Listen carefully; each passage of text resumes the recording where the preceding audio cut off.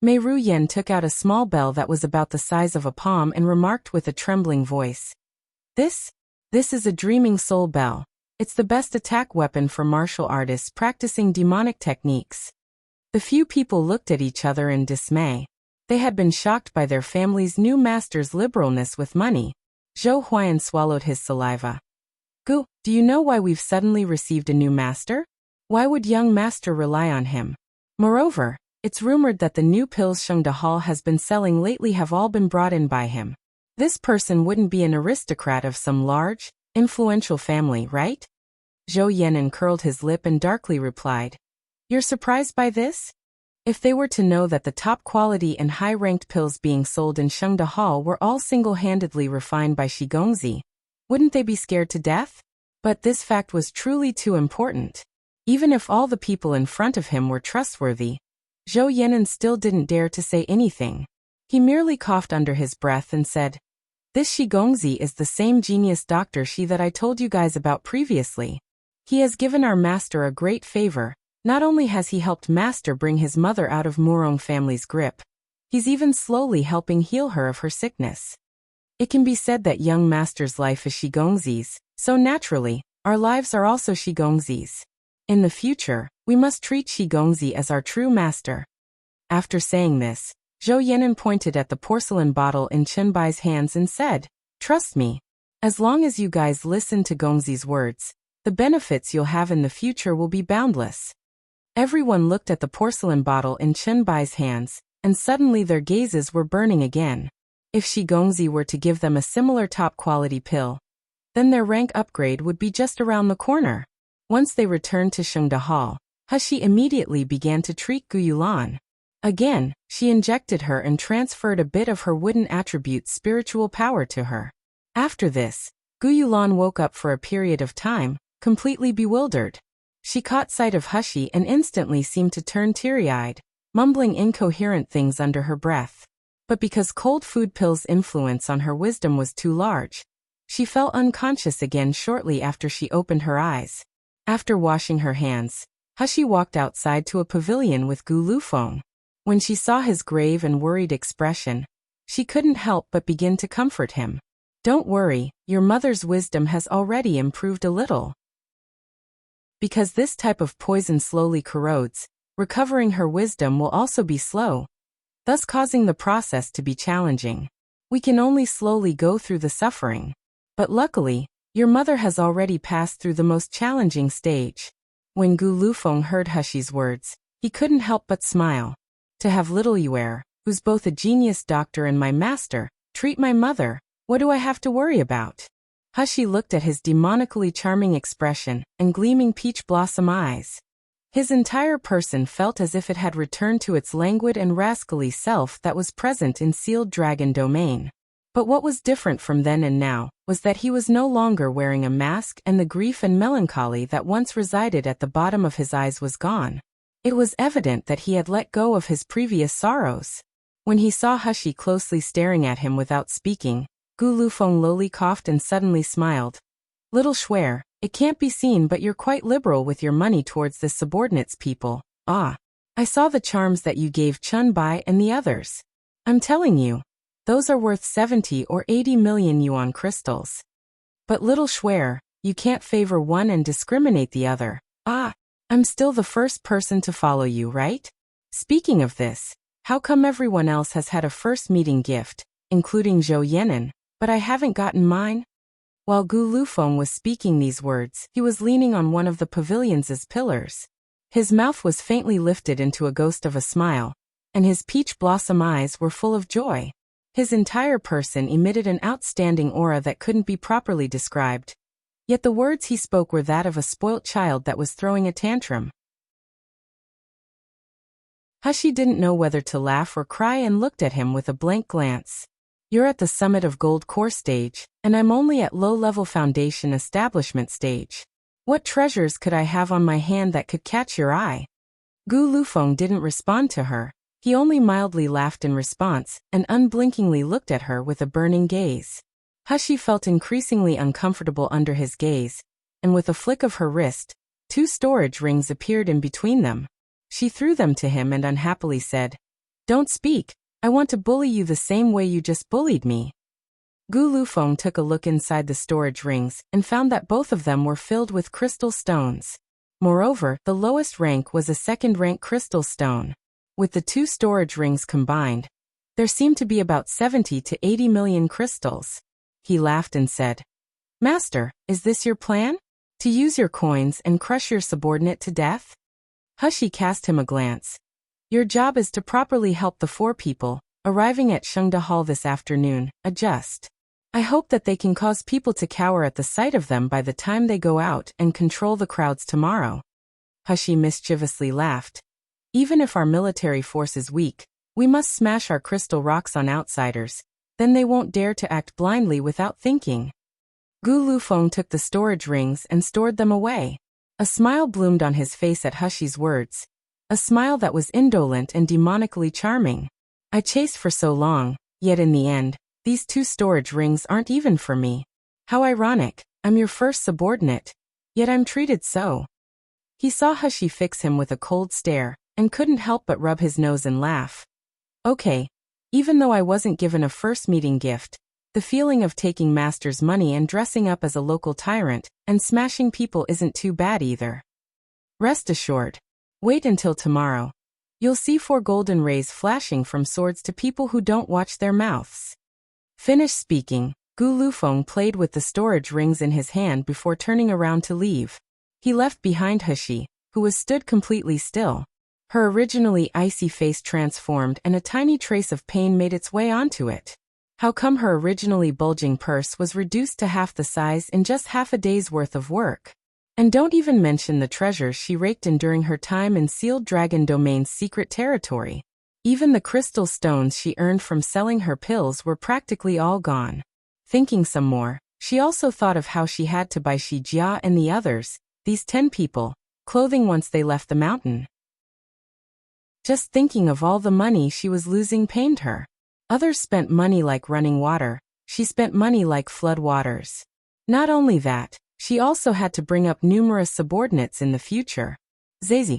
It would be better for her to go exploit her family's treasure, Dan, and refine more pills. On the second day, Shengda Hall's doorway was just as lively as the previous day. The long line stretched through the entirety of the eastern street. But what gave everyone lined up a pleasant surprise was the fact that, today, Shengda Hall decided to open shop earlier than expected. Not only that, there was a male that claimed himself as shopkeeper who appeared in front of everyone. With a wide smile stretched across his face, he announced in front of everyone. These last few days has been Shengda Hall's experiment with reopening business. Today we've officially decided to reopen Shengda Hall. In order to show our thanks to everyone for their enthusiastic support over these past few days, we've decided to greatly increase the amount of pills that can be bought today, as well as the time you have to buy them. After saying this, Shisan slightly turned around to point at the medicine cupboard. On the cupboard there were various porcelain bottles all neatly arranged. Today we've made 3,000 best quality pills and 10,000 top quality pills available for purchase. Among this is also 100 second-ranked best quality pills. Of course, in the future and depending on the situation, we may decide to release a few third-ranked best quality pills to the public. Once Shisan's final words were out in the open, the raptly listening crowd immediately exploded, and everyone's voices could be heard speaking at once. Second-ranked and third-ranked best quality pills. That implied that these pills would have significant results on Meridian stage and Gold Core stage martial artists. Even nascent Soul stage martial artists could receive some benefits from these pills. Moreover, this could all occur without any poisoning.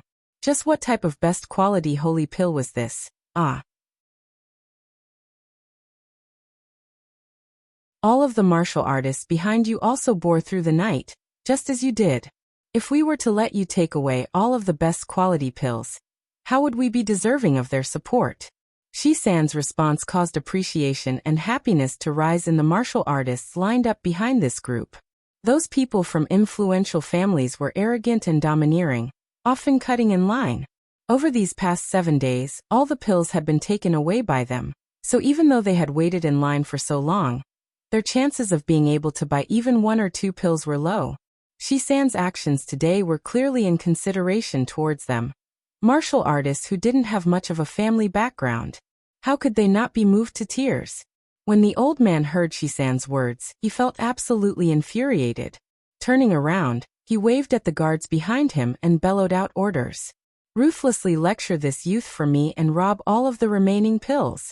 I want to see if Sheng Dahal has gotten lofty aspirations after eating a leopard's bladder, since they actually dare to face off against our Huangfu family. When the crowd saw those 7 to 8 martial artists were just about to rush toward Shisan, each one of their faces showed anxiousness. But Shisan was completely calm, and merely raised his hands up and clapped once. In the blink of an eye, everyone felt as if they saw a golden streak flashing by, nearly blinding them as it passed. After a moment, when everyone composed themselves and focused more on those streaks of light, they saw that 4 martial artists at Meridian's stage had positioned themselves in front of Shisan. If it were only martial artists at Meridian's stage, nobody would bat much of an eye. However, what caught everyone's attention were the things on their body. Each person had the same set of 4th-ranked defense clothes, flying light sword, flowing light boots, and assembling spirit jade hat. When these 4 people appeared, everyone felt as if they were looking at glittering lights and everyone's eyes were brightened in shock. For a moment, it was absolutely silent in front of Sheng Dahal. Even the fiendish old man and his several guards were shocked speechless. That was actually a full set of 4th-ranked clothes. Even one piece of those clothes would be worth about 1,000,000 yuan crystals. If the whole suit were to be calculated, you wouldn't be able to beat it without at least 20 million yuan crystals. Huangfu family's old housekeeper's face was filled with shock and bewilderment. These were nothing more than guards for a medicinal hall, yet they actually wore clothes that cost upwards of 10 million yuan crystals. Even the rich and imposing Huangfu family would be reluctant to do so. Just who was the new master of Sheng Dahal? In moments, the people who wanted to take advantage of this crisis for their own personal gains and argue against Sheng Dahal's new stipulations no longer dared to act rashly. This large show showed how big a hand Sheng Dahal's new master had. Everyone now believed that this new master must have come out of a large sect or large influential family, and collectively decided not to act rashly without understanding everything about the situation. After successfully passing this 7 days test, Sheng Dahal was officially opening for business, and naturally, it was doing exceptionally well. Over the following days, the medicinal hall's newly hired servants' feet barely touched the ground. They barely had the time to spare effort to drink their saliva and pant. Each day, shopkeeper Zhou and Shisan were all smiles as they busied themselves with watching the rising income. By contrast, Jisheng Hall, which had been full of people just days before, now sat unfrequented and incomparable to Sheng Dahal. After all, their medicines couldn't compare to other medicinal halls, and their hall's doctor was only a first-ranked doctor whilst Zhou Yenin was at the very least a second-ranked doctor. Adding on to this was the fact that Sheng Dahal's reputation had always been good, better than Jisheng Hall's. So, now that they were selling best quality pills, people would naturally rush to go buy from Sheng Dahal. Jisheng Hall's waiters, little manservants, and part-time workers all miserably looked toward the lively Sheng Dahal across from them, and heaved a sigh. At this moment, they suddenly saw a man that looked to be about 50 years old. His face didn't necessarily look pure as he was slowly walking into Jisheng Hall. When he saw Jisheng Hall's bleak and declining state, his face couldn't help but become heavy as he coldly snorted. Shopkeeper Yu, who was originally asleep at the front desk, immediately returned to his senses once he heard that cold snort. When he raised his head to look and caught sight of the old man, he seemed suddenly frightened and jumped out of his chair to welcome the visitor. "Dr. Chong, why have you come?" Dr. Gu, who was previously hiding in the back of the hall, also hurriedly rushed out to respectfully greet Dr. Chong when he heard shopkeeper Yu's words. Dr. Chong impatiently waved his hand at their greetings. Instead, he pointed at the lack of business in Jisheng Hall, then turned to point at the lively Sheng Dahal, who still had a long line of people waiting to enter, and coldly asked, "What happened? Master, had you come here to reopen Jisheng Hall to completely suppress Sheng Dahal? So much so that they wouldn't even be able to lift their heads up. Just how exactly do you guys handle things?" Dr. Gu wiped at the cold sweat on his forehead, and didn't even dare to lift his eyes as he promptly replied. Replying to Dr. Chang's question, Sheng Dahal recently changed masters. Ever since a new master took over, they began to sell a type of supplement spirit pill. The maximum spiritual force this best quality supplement spirit pill can contain is 12 crystals, and the Imperial Pharmaceutical Institution appraised it to have an essence purity of 99%. Ever since Sheng Dahal began to sell these pills, all of the customers began to line up there. Adding on to that is the fact that Zhou Yan'an is a second-ranked doctor, and Ji Shenghal only has shouted to oversee it. So, Dr. Gu's words were spoken very cautiously. He alongside Ji Shenghal's shopkeeper and waiters had all been directly employed to work here. The person that hired them was exactly this Dr. Chang's master. His master was a man whose clothes were gray, wore a windbreaker and cloak which covered his facial features. When the man had originally hired them, he once said that Sheng Dahal's supply of pills has already been cut off. In the end, the hall would become deserted and hard to maintain. All they needed to do was open Ji Sheng Hall and properly run it, and Sheng Dahal would be destroyed within a day. This person named Dr. Chang was named Chang Sheng. He was actually a fourth-ranked doctor, and was that gray-clothed male's trusted confidant. This Ji Sheng Hall was actually under Dr. Chang's name, so he could be considered as half of their master. Now that Ji Sheng Hall was so dismal, how could Dr. Gu not be terrified? Dr. Chang wrinkled his brows and confusion flitted past his eyes. Do you know who Sheng Dahal's new master is? Terrified, Dr. Gu shook his head and said, I don't know, but I did send some of our hall's little manservants to nose around Sheng Dahal. According to the information we've received, Sheng Dahal's master should have a large influence. Dr. Gu choked on his saliva before replying. Sheng Dahal's 4 inner hall guards all wear clothes and possess weapons that are 4th rank. If the master doesn't have a large influence, where would the big hand come from? Not only that, but I heard that a few days ago, when someone tried to create a disturbance, a gold core stage martial artist and a nascent soul stage martial artist, that nobody knows where Sheng Dahal found them from, came out to suppress the person. When that deep spiritual force started pressed down, everyone immediately no longer dared to budge. Dr. Chang's eyebrows were already creased as his face fluctuated between emotions. Has anyone looked into the identity of the refining pharmacist? No. Dr. Gu shook his head and continued. But the refining pharmacist is reportedly exceptionally strong. Currently, they're selling 1st and 2nd ranked pills. In the future, they'll sell 3rd and even 4th ranked pills. If they are truly able to refine 4th ranked best quality pills, then wouldn't they, at the very least, be at Grandmaster level? The ranks of refining pharmacists and doctors were completely different.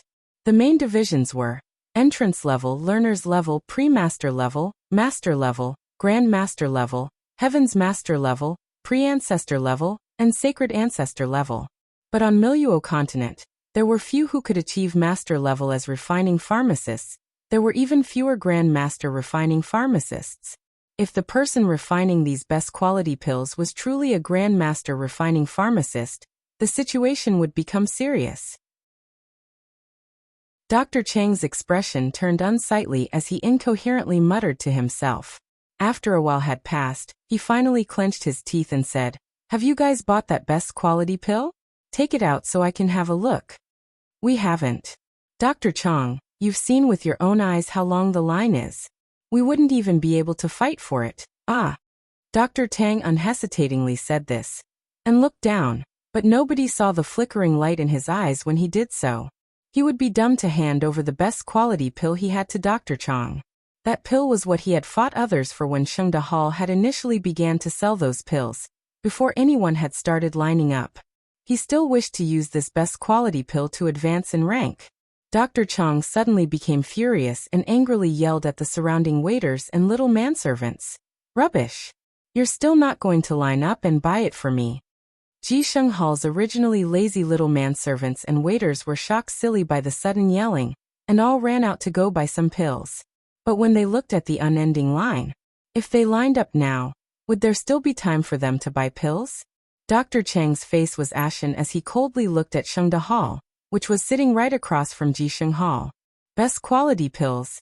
He hadn't expected that the master refining pharmacist that caused such a sensation in the black market would actually work together with Sheng Dahal. Originally, Sheng Dahal had already been suppressed by them. It was like an arrow at the end of its flight, but right now the most important thing wasn't Sheng Dahal anymore.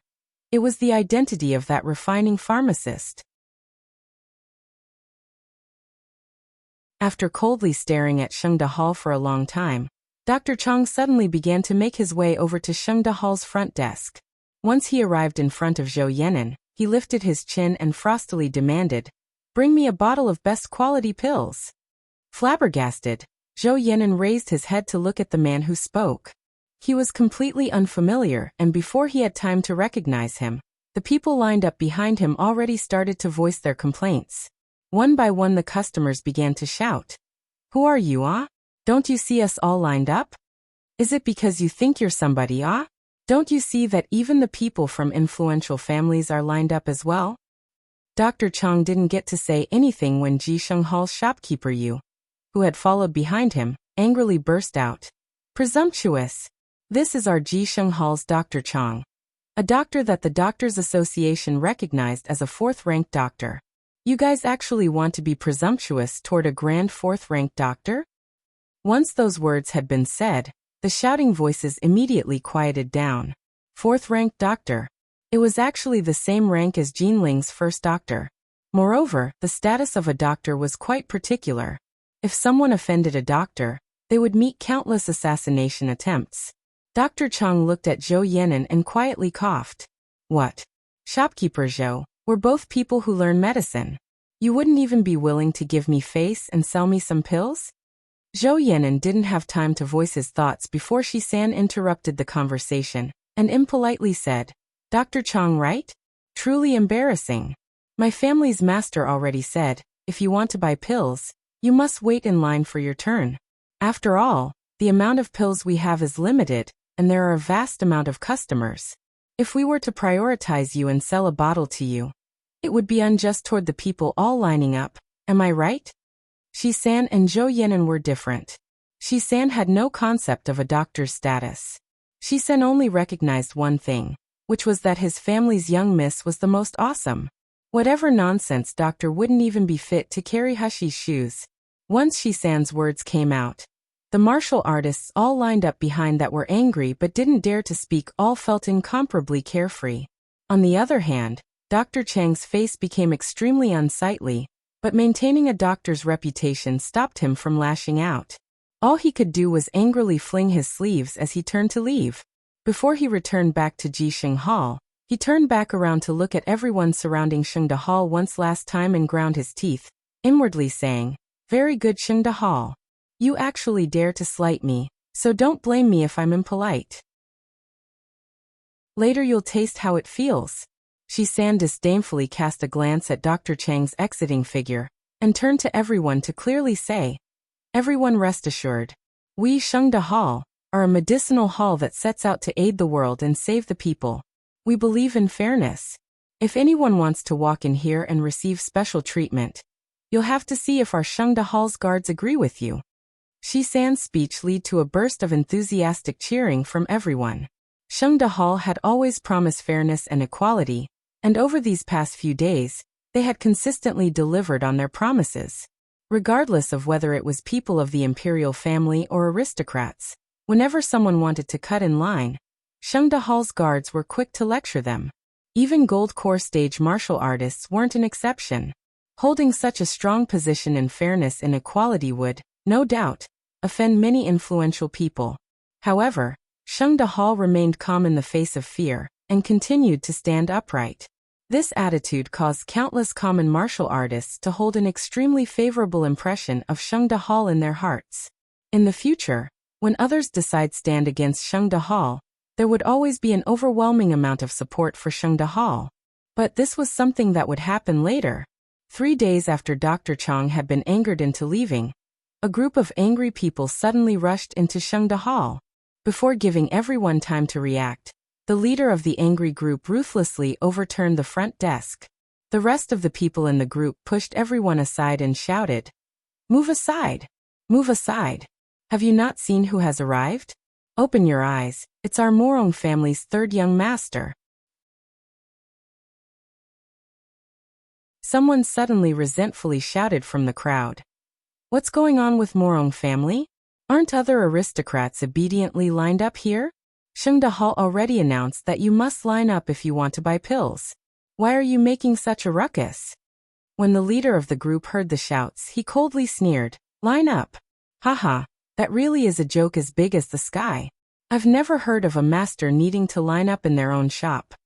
Youngster, have you grown brains yet? I will let you learn today. When he finished speaking, his subordinates rushed over, and without waiting for people to react, they knocked the martial artist, who was speaking, down to the ground and began to step all over and kick at his legs and feet. At this moment, Sheng Dahal's guards finally reacted and rushed over, intending to drive these people out. But the people who arrived were actually high-level Meridian stage martial artists. Not only that, they all had high-quality magic weapons. Momentarily, the four guards stopped. They could only blankly watch on as they overturned those few Foundation establishment guards and took all of the pills at the front desk. All of the surrounding martial artists who were watching this group steal felt injustice rise in them, and some of them wanted to lend a helping hand. The large person that headed the group merely sneered. What are you guys doing? I'm telling you, if you dare to make a move, don't even think about buying a thing from Sheng Dahal in the future. Why? What are you worth? The large person didn't get to respond before he heard a male's cold voice sound out from the doorway. Based on the fact that I'm this place's owner. They saw that the male looked to be about 20 years old. He had a beautiful appearance, but his eyes were steely and his face was harsh. His hands were clasped behind his back as he slowly walked to the front. Coldly laughing, he said, "This entire Sheng Dahal is my Morong family's. Tell me, on what basis would I not be able to ban you from buying Sheng Dahal's things? Impossible. Sheng Dahal's master doesn't even have the surname Morong. What evidence do you have that says Sheng Dahal is Morong family's?" But I heard that Sheng Dahal's previous master was Gu Lufeng, who is actually someone from Morong family. Could it be that the people who purchased Sheng Dahal is actually Morong family? When the large man that headed the group saw everyone's bewildered state, he couldn't help but insolently laugh out. Pointing at the people who had just spoken rudely to him, he said, You and also you, don't you guys want to buy pills? I won't make things difficult for you guys. As long as you crawl under my crotch and then kowtow to our third young master, I'll let you buy pills. What do you say? As he spoke, he pointed at his own crotch with a face full of haughtiness and arrogance. The three people he called out were as red as a tomato. They all waved their sleeves and turned to leave. But this aggressive group was like a cat teasing a mouse. They seemed to insist on wanting to humiliate the three men as they forced them to kneel on the ground, and seemed to offer them only the option of crawling under the large man's crotch. The three people were extremely vexed, and their whole bodies shook as they struggled to get free. But despite their struggling, the fact was that they were only at Foundation establishment stage, and furthermore, they were one person versus multiple. How could they be Morong family's opponents? The several people that held the three men down all burst into laughter. For us to let you crawl under our leader's crotch is us looking highly upon you. As long as you obediently crawl and kowtow an apology to our third young master, we'll give you a whole bottle of pills after. Everyone saw the three people almost nearing the large man's crotch when suddenly a sword flashed like lightning as it struck something. The large man that had previously been lifting his leg in preparation for those three men to crawl under him suddenly let out a blood-curdling scream. He sang I arrogantly. Soon after, blood began to quickly flow out of his crotch area. The person who was arrogant just moments before was now rolling about on the floor and wailing in pain. Who was it? The young man who had been called third young master of the Morong family had been scared stupid by the sudden scene before him. But soon after, he became angry and hot-blooded again. You even dare to attack this young master's people? Are you tired of living? As soon as he voiced his questions, he saw two men come out of Sheng Dahal's inner courtyard's doors. The male was walking slightly ahead of the other, wore coarse hemp clothes, and he looked to be no more than about 16 or 17 years old. His lips were red and his teeth were white. He was incomparably beautiful. However, from head to toe, No spiritual power fluctuations could be sensed throughout his entire body. Yet his eyes seemed to carry frostiness, causing people to feel cold. The person following behind the youth had a slender figure and common looks. He emitted a faintly detectable powerful force that pressed down on people once he arrived. In his hands, he held a sword, clear evidence that he was the one who had just acted against the large man. Naturally, these two people were Hushi and Gu Lufeng. Today, Shi-san was the one overlooking the hall. When he saw that the circumstances were turning for the worst, he immediately made the decision to run into the inner courtyard and bring Hushi and Gu Lufeng out. On Gu Liufeng's face, he wore a special human skin mask, so other people were unable to recognize him. Hushi looked at the fellow that proclaimed himself as the third young master of the Morong family and sneered at him. "What are you? You don't even recognize me? You actually dare to appear in Shengde Hall?" The youth burst into laughter before continuing. "Listen properly, I'm called Morong Qianjian. I'm Morong Manor's third young master. This Shengde Hall is my Morong family's property, so naturally it's my property as well. You little bast even dare to move against me. You're simply too impatient to continue living. I'm telling you, if you're sensitive, you would obediently kneel down and apologize to me right now. Otherwise, in the future, I'll have you blacklisted from Shengde Hall.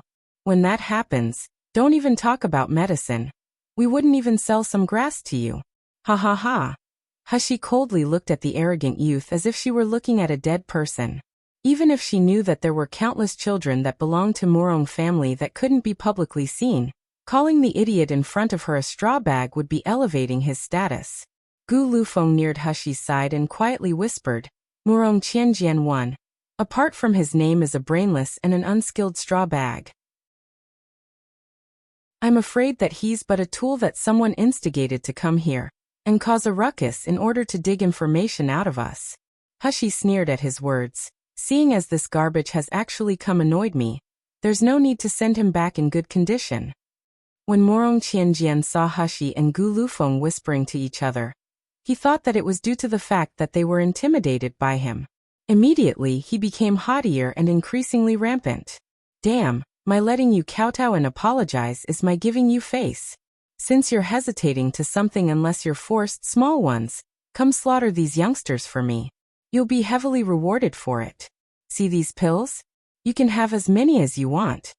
The guards behind Morong Qianjian all enthusiastically cheered, and each one of them threw themselves at Hushi like fiends. But before they could even near her, everyone saw a light sword rising in the air. Once the light sword was in the air, it split into a dozen or so separate swords and rushed toward each of the guards. After a moment, all that people heard were loud pung sounds. Before everyone could collect their thoughts, those fiends already had fright painted all over their faces as they foolishly looked at their abdomens. All they saw was a large gaping hole in their abdomen area. Blood was gushing out of it, and they could even faintly make out their internal organs in the blood. Those people's eyes were full of amazement and despair, but before they could utter their last words, they fell onto the ground with a thump and lost their lives. For a few moments, it was completely silent within Shengde Hall.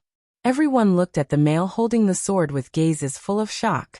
He didn't look to be particularly outstanding and his spiritual power fluctuations weren't very obvious. Yet he was actually an expert at gold core stage? Faced with this unforeseen circumstance, Morong Qianjian's face was deathly pale.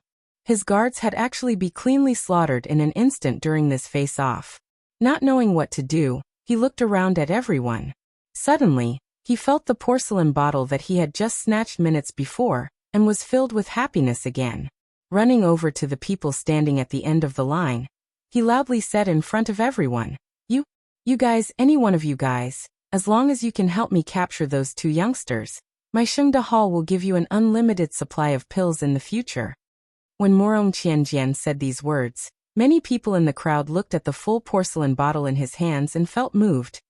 Are third young master's words serious? When Morong Qianjian saw people genuinely responding to his announcement, he felt overwhelmed with joy and confidently answered back, "Of course, this young master has already previously stated that this Shengde Hall is my Morong family's business." He looked down at the crowd and saw that many people were still hesitating. and then looked back over at Gu Lufeng, who had just picked up the flying sword and felt incredibly anxious. Out of the corner of his eye, he spotted Zhou Yenin, who had just walked out, and felt overjoyed. Toward Zhou Yenin he arrogantly said, "I recognize you. You're that dog slave that follows Murong Liufeng's side, right? I heard that there's third-ranked pills in Shengda Hall. Quick, bring them out for this young master." All he got in response was Zhou Yenin's cold and angry face staring back at him, not speaking nor moving. Murong Qianjian suddenly became extremely angry and began to abuse him. "Damn thing, did you not hear what this young master said? Still not running to bring third-ranked pills for me? Do you trust me when I say that I'll have you kicked out of Shengda Hall?" Zhou Yenin's character had always been that of a nobleman, upright and proper. At this moment, even though he had been angered so thoroughly he was shaking and his face was icy cold, his words still held courtesy when he said, "Forgive me, it's hard to comply." "What did you say?" Murong Qianjian became so angry, he began to look at him with hate-filled eyes and rained down curses. "Dog slave, is it that you want to rebel? You won't even listen to my words." Zhou Yenin deeply breathed and pushed down the anger that was bubbling forth in his heart and coldly said, "Shengda Hall has never been Murong Manor's business. It never has been and it never will be." Murong Qianjian furiously said, "Don't think that I don't know that Shengda Hall is Murong Liufeng's. Although that Bass Murong Lufeng is useless, he's still my Murong family's person. I say, this Shengda Hall is Murong family's business. Where am I wrong?" Zhou Yenin sneered at him as anger became increasingly apparent in his eyes. "First of all, we only know that our previous master was called Gu Lufeng, not Murong Lufeng. So, I'm not sure what relationship Murong family would have with us. Secondly, this Shengda Hall has already been passed out to another person by our previous master. Furthermore, this young Gongzi is Shengda Hall's master's trusted aide and currently deals with all of Shengda Hall's matters. Your Murong family's endless pestering lacks all reasoning." When Murong Qianjian heard what was said, he became enraged. "Bullshit. You saying it's transferred means it's transferred? Who in Yanjing City doesn't know that Gu Lufeng is Murong Lufeng? Did he ask for Murong family's consent when he transferred ownership of the shop? As long as Murong family doesn't agree, this transfer doesn't count." "What bullshit, Gongzi. It's best for him to obediently leave. Otherwise, if they provoke my Murong family, there won't be many good things happening to them." After saying that, he took the porcelain bottle and turned to face everyone lined up outside Shengda Hall and loudly yelled, "Did you guys clearly hear what I said? Quickly come and teach a lesson to these two youngsters. As long as you do as I say, there will be boundless pills for you." Murong Qianjian still hadn't finished speaking when a light sword streaked across. Murong Qianjian's mouth was still moving, but his head had flown up into the air. Fright slowly appeared in his eyes as he looked down at his headless body that was spewing blood everywhere. After that, he forever lost consciousness. Gu Lufeng leisurely came over to retrieve his sword and smiled. "Is there anyone else that wishes to replace our family's Gongzi as master of Shengda Hall?" The people from influential families, who had been restless up until now, kept quiet out of fear, and didn't even dare to speak half a word. Shisen walked over to the crowd with a face full of smiles. "Everybody, Yanjing City prohibits fighting, but everyone here clearly saw that we were the victims today. This group of people were the first to act against us.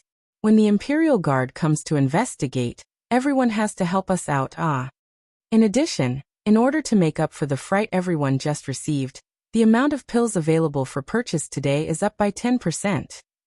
Once Shisan made this announcement, everyone felt overjoyed at the news, and immediately threw all matters related to the fight to the very back of their minds. The amount of pills available to be sold was just increased by 10%. This meant that their chances of buying pills also became larger.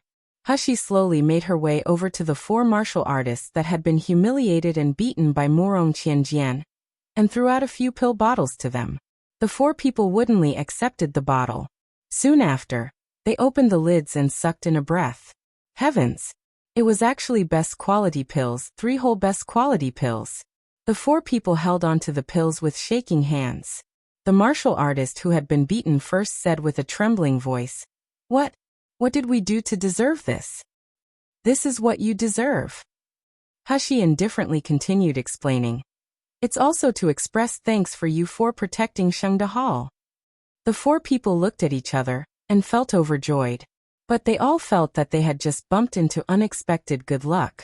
The martial artists waiting in line outside were so vexed they pounded their chests. If they had known earlier, they would have helped out Shengde Hall just then. They would have been the first person to rush up. That was 3 best quality pills, ah. It was worth several tens of thousands of crystals, and they had missed it just like that. It was truly unlucky. Hushi then slowly made her way to the entrance of Shengde Hall before turning around and clearly saying to everyone, My Shengde Hall only sells pills. It doesn't take notice of nor participate in any other affairs. But if someone doesn't watch where they're going and decides to come provoke us, we'll make sure that they'll forever be unable to open their eyes again.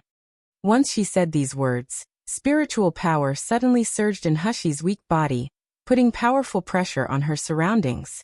Once this powerful pressure came out, all of the low-level martial artists immediately began to tremble, and some of the more cowardly ones even fell flat on their butt.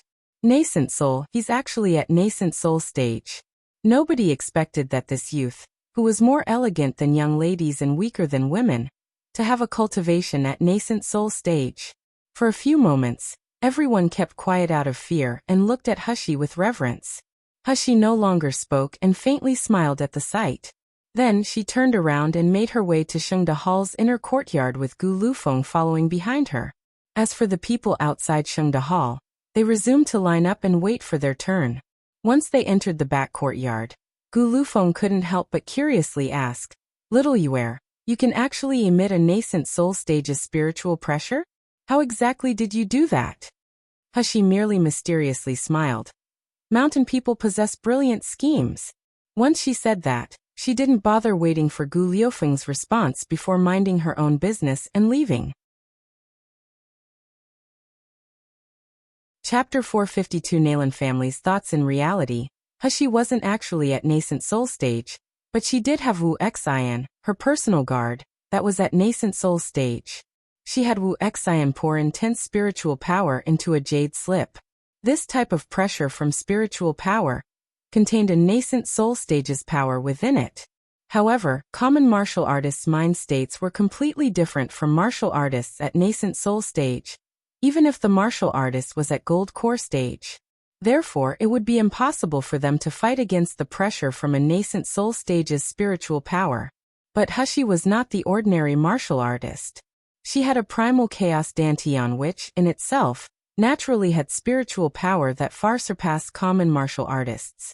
Adding on to the fact that her divine knowledge was especially strong, and her mental strength had been trained in the Zijin Palace.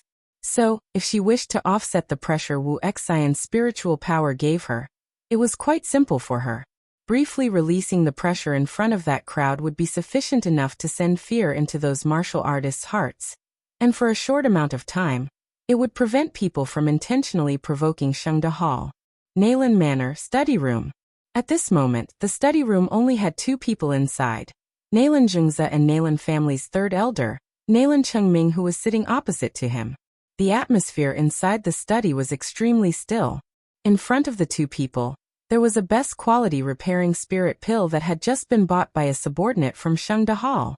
With a grave expression, Nalan Chengming picked up the pill and said, You're certain that this pill and that slut, cough, and the ones that woman left behind are the same? Nalan Zhengze shook his head and replied, Not entirely. This pill's essence, purity, and spiritual power is higher than the ones in Lingyu left behind, but the smell both pills contain are very similar. Nalan Chengming ground his teeth. Could that woman have truly left behind a prescription for others? But that would be impossible. Near the time of her death, she had been closely monitored by us. Or could it be that that child, which had been unaccounted for at that time, had received all of Lingyu's remnants? Nalan Zhengze shook his head and with a heavy voice he asked, asking third elder to help investigate this Shengde Hall's master's identity. You also know that first elder never came back after going to Sealed Dragon Domain's secret territory. Nowadays, I can only trust you, third elder. When he thought about Nalan Yanming going missing in Sealed Dragon Domain's secret territory, Nalan Chengming's face held annoyance. Now the only remaining gold core stage martial artists in Nalan family are you and I. If we continue on like this, how will we maintain our position as one of the 4 biggest families? You're the clan head. Do you think there's any way to revive Nalan family? If there isn't, I think it's better to abdicate. Nalan Zhangzi felt his forehead throbbing. His eyes turned overcast and ruthless waves of light flashed through it. But by the time he raised his head, his expression had turned humble. He looked like someone from a younger generation who dutifully listened to the teachings of older generations. Thanking Third Elder's instructions, I've already thought it through. In a few days, Ziyun complete his studies in his sect and return. When that time comes, I will bring Hushi back, who lives in B courtyard, and let the pair of brother and sister have a reunion. Nalan Chengming's eyebrows rose and soon after, he let out a meaningful laugh. That's right, they're brother and sister. Naturally we must have them properly reunited. Perhaps we'll be able to discover something then.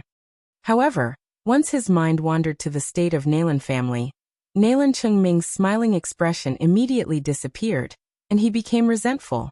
If you want your position as clan head to remain steady, it's best for you to retrieve that woman's prescriptions and works as soon as possible. Otherwise, hee.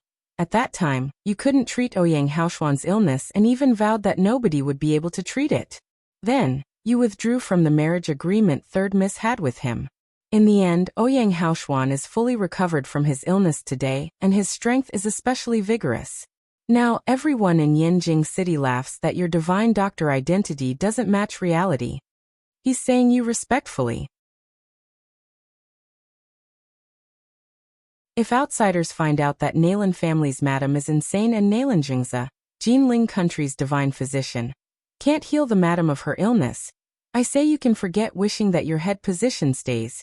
Even your rank as a 4th-ranked doctor would be hard to maintain.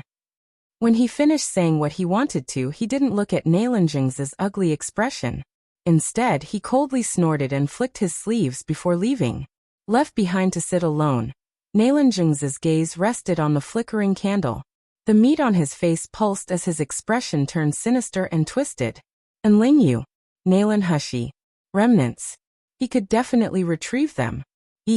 After all, he still had the most important information in his hands that he could use against her. At the same time, after having received best quality pills in the faraway Songming country's Feng family, fog and mist rose up in spirals around the mountains like a fairy. Rich spiritual qi circulated in the mountains and forests of this area.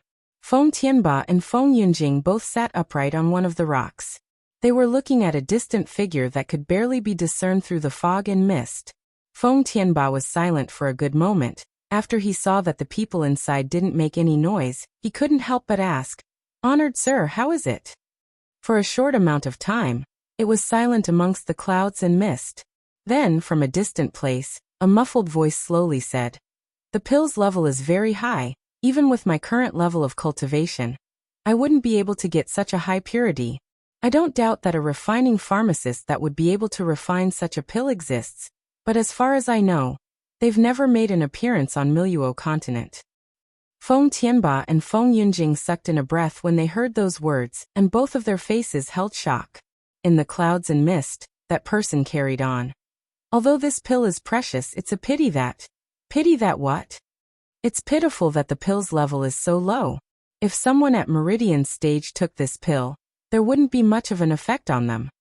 The muffled voice muttered to themselves for a moment before lightly snorting. But a person able to refine pills to this grade can't only be able to refine first-ranked pills.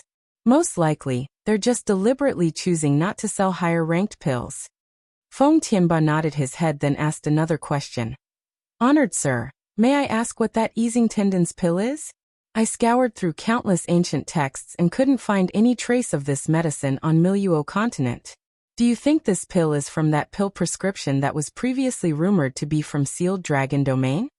In the mist and clouds, a voice filled with certainty immediately answered his question. "It's very probable. As far as I know, a pill used to improve martial artists' meridians hasn't appeared on Miluo continent before." "Oh right. Regarding the person who inherited Sealed Dragon Domain's secret territory, Have you guys been able to find any information on them? No. Feng Tianba regretfully and guiltily shook his head in response. We've investigated everyone who entered the secret territory, but no matter how we look at it, none of them would have had the ability or opportunity to receive Sealed Dragon Domain's secret territory. Even Nan Gongyu, who was the strongest person to go to the secret territory that day, wouldn't have had the time to receive control of the secret territory, because he spent the first half of the time with Nie Jinchen and Feng Lianing. Feng Yunjing, who had been silent the whole time, suddenly opened his mouth. Honored sir, may I ask if this refining pharmacist could have any relation to genius Dr. Shi? Whether or not they have a connection, I'm not sure. The person concealed within the clouds and mist continued.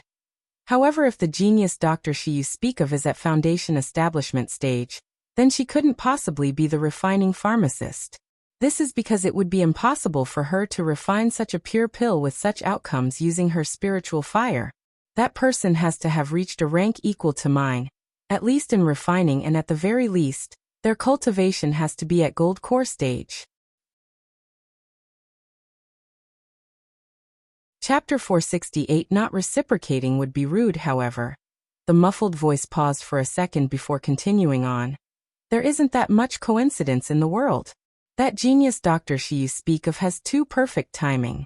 Even if he isn't the refining pharmacist, he certainly has a connection with the refining pharmacist. Go secretly dig for information, but before you find out what's happening on the opponent's side, don't act blindly. At once, Feng Tianba and Feng Yunjing stood up from their sitting positions and bowed toward the voice. Yes, honored sir. Then the two people slowly walked away from this foggy mountain and river area. On the way back, Feng Tianba said, Yunjing, this time when you go to Jinling country, you must discover genius Dr. Shi's identity. The best scenario would be to bring him back to Feng family. I understand, father. Feng Yunjing coldly agreed to the order and bowed his head, but a flash of cutting edge went through his eyes went undetected when he did so. Shi, you wait for me. Soon I'll make you into one of my people. In the dead of the night, two figures silently landed on the windowsill of Shengda Hall's second floor. Gu Lufeng, who had originally been sleeping soundly on the second floor, seemed to have experienced some sort of reaction. Suddenly awakening, he spoke into the darkness with a deep, quiet voice. Who is it? Under the moon's weak light, a beautiful and delicate youthful face appeared, and behind her there was a detached and bitingly cold male that was faintly perceptible. Surprised, Gu Lufeng said, Little Yuer, how come it's you? Hushi lightly jumped off the windowsill and landed in front of Gu Lufeng. By now, Gu Lufeng snapped out of his initial shock, and a smile that wasn't a smile could faintly be seen on his face as he teased. Little Yuer, it's the dead of the night and you're rushing into my room. Are you planning to sneak attack me? Really, if Little Yuer wants my hug, it's available to you at any time. Once Gu Lufeng said these words, Hushi still hadn't responded, but behind her, the man's face had turned completely frozen. An imposing manner erupted from his body shortly after, and an immense pressure began to build up in the room. Even the temperature dropped several degrees. His eyes were like pairs of ice as he ruthlessly stared Gu Lufeng down. Young Master Gu, please act accordingly. How can our Wangfei be someone you can tease as you please? If you continue to speak so rudely, don't blame me for being impolite. Before Gu Lufeng could respond, Hushi ruthlessly gave a cold glance at both of them and coldly said, Shut up. Get down to business. Wu Xian and Gu Lufeng both looked at each other. The latter rubbed his nose and mischievously laughed. Little Yuer, your guard really can't take a joke, he's just like his family's master. Out of the corner of her eye, Hushi saw that Wu Xian was about to erupt from anger, and promptly began to diffuse the situation. Don't be noisy. This is Wu Xian, his cultivation is at nascent soul stage. In order to protect us during our operation tonight, he'll be following behind us. Flabbergasted, Gu Lufeng asked, What operation? In Hushi's eyes, a hint of icy edge appeared in her eyes as she serenely answered, Isn't there still have information in Murong Manor that can be used against you? It just so happens that it's overdue for me to give Murong Linfeng, that mother and son pair, their easing tendons pill. Adding on to this was their visit or provocation today. It'd be rude of us not to reciprocate. It would be good for us to return the compliment tonight. Gu Liufeng's eyes suddenly brightened and his mood surged up and down. When he spoke, his voice was slightly shaking. Little you. Although Hushi's words were cold, Gu Lufeng knew that if it weren't for the information that could be used against him and his own hatred, Hushi would not take the risk to go back to Morong Manor, nor would she bring along one of Ming Wang Manor's nascent soul stage guards. The purple vine in Hushi's hands flew out and wrapped itself around Gu Liufeng's body. Sneering, since Morong family dares to court risks, tonight will nicely help them succeed. Chapter 469. Morong Feng's study. Just after saying this, her entire person jumped out of the window and began floating high up in the sky. Then, using Qing Gong, she flew across the roof and into the darkness with Gu Lufeng following behind. Wu Xian's person silently disappeared into the night without a trace. It was just as if he was never there. Before half an incense stick finished burning, both Hushi and Gu Lufeng had arrived at Morong Manor. Just like before, there were many guards in Morong Manor. However, unlike last time when she had come to save Gu Lufeng, all the guards seemed more relaxed. Using his divine knowledge, Gu Lufeng quietly and carefully swept his eyes over the entire manor. After he confirmed that there were no martial artists stronger than himself, he let out a breath that he didn't realize he had been holding. This proved that ash-cloaked man Hushi encountered the previous time wasn't in Morong Manor at the current moment. The two people relaxed, made themselves comfortable on the roof. Gu Lufeng leaned closer to Hushi and whispered in her ear, "I don't know where they stored the information that could be used against me. However, from my memories, I remember that Morong family has a forbidden area in the manor. In my childhood, I recall that Morong Linfeng accidentally went in there once, and even he had been firmly chided afterward." "Where is it?" Gu Liufeng's eyes darkened at the question. "It's Morong Feng's study." Morong Feng was Gu Liufeng's father. At the very least he was his father by blood. It was just that this so-called father was a brute that tortured both him and his mother. Gu Lufeng paused and deeply sucked in a breath before continuing. "Each month, Morong Feng goes into the study for a long time. Once there was even a time where he brought my mother into the study. But after my mother came back, she became even crazier and every inch of her skin was damaged. How could an ordinary person stay in the study for such a long time?" Hushi knit her brow and continued, "Only if it wasn't a study in the first place. Wouldn't it be better if we went there first to explore around the area?" The two people's figures flashed and noiselessly began heading in the direction of Morong Feng's study. The area surrounding the study had much more guards compared to the rest of the manor. There was also a faint gloomy feeling hovering in the sky that didn't go away for a long time. Hushi's brow raised and she took the little gold dragon out of her space. When the little golden dragon heard Hushi's summons, it felt extremely happy. In this shumi mustard subspace, there was Dan who had the miraculous ability to refine pills. Then there was Little Purple who was a little expert in fighting. All that was left was itself, a freeloader with nothing to offer. He was the grand golden dragon. How could he be beat by a purple vine and a little pig? "Lauda, don't hesitate to tell me instructions. Do you want me to completely wipe out these guards? You can rest assured, just give me the time it takes a stick of incense to burn, and I'll perfectly complete the task." Hushi seemed to completely ignore its enthusiasm, and merely indifferently said, "I remember you saying that you can change figures after advancing past 5th rank? Change into..." She paused and glanced at the little golden dragon's thin body and swaying claws before proceeding to instruct. "Change into a lizard and enter this study. Once inside, explore everything inside and report back." Once the little golden dragon heard her orders, it immediately opened its mouth to lowly shout, "Lauda, I'm a dragon, not a snake. Not even just a dragon, I'm a golden dragon. How can you ask others to change into a lizard? This is asking me to lower my status too much." "Oh, you aren't willing? I'll just forget about it. In the future when I make any foods, you can also..." Don't. Once it heard Hushi mentioning her foods, the little golden dragon panicked. Immediately, it pointed its finger at the sky and vowed, "Lauda, rest assured. Isn't it just turning into a lizard and exploring the area? If I'm unable to complete this, then I'm not fit to be your Xiaodi. Once it made its vow, it seemed as if it was scared that Hushi would change her mind, and its figure flashed. Soon after, an ordinary black lizard appeared in its place. Chapter 470 Brutes. The little golden dragon now had the ability to transform itself into other animals. However, it was limited to small animals and animals that had similar body types to its own. If it were to transform into a large elephant, its spiritual power would be wiped out in just 3 seconds, and it would return back to its original form. The ordinary, black lizard ran over to the front of Morongfeng's study. Then, it slipped in through one of the cracks without anyone noticing. After a short amount of time passed, Hushi was contacted by the little golden dragon and received news. Lauda, it's absolutely empty in here. There are no people. But I do sense cold permeating below this room.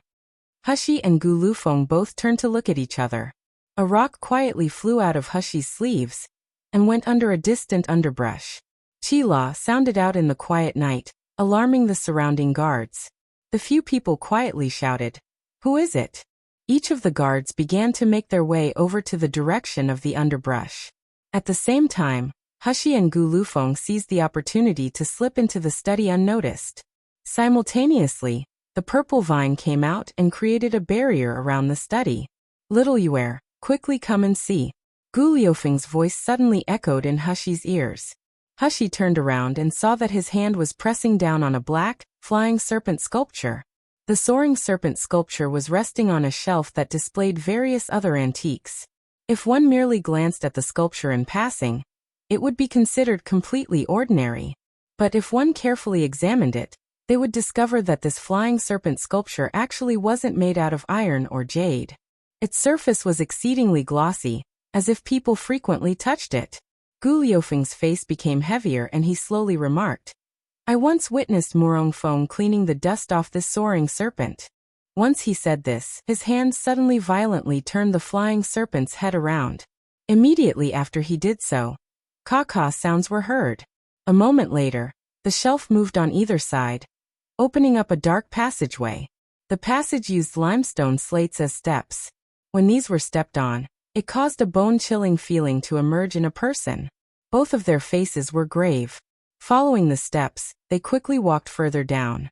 Soon, Hushi was able to hear several young children's voices crying and begging for forgiveness. "I'm begging you guys, spare me. Spare me. I don't want money, and I don't want to eat. Please spare me, woo woo woo. Elder brother, I feel very unwell. I can't breathe. Elder brother. You guys are brutes. Don't touch my younger sister. Younger sister. Younger sister. You guys are a group of brutes. You won't receive good deaths." The two looked at each other for a second before they stopped making all sounds. Then they quickly hid themselves in the shadows and watched what was happening under the light. The scene caused Gu Lufeng to suck in a breath. His face became incomparably dark and angry. Even Hushi, who was used to such bloody and cruel scenes, deeply pursed her brows. From their position they could see that the nearby basement had been divided into 2 separate sections. The left side was set up like a refining pills room. Several grizzly bearded old men were currently maintaining a spiritual fire, whilst watching the circumstances in the pill cauldron. It was just that the right side of this basement was like a bloody slaughterhouse, creating a stark contrast with the left side.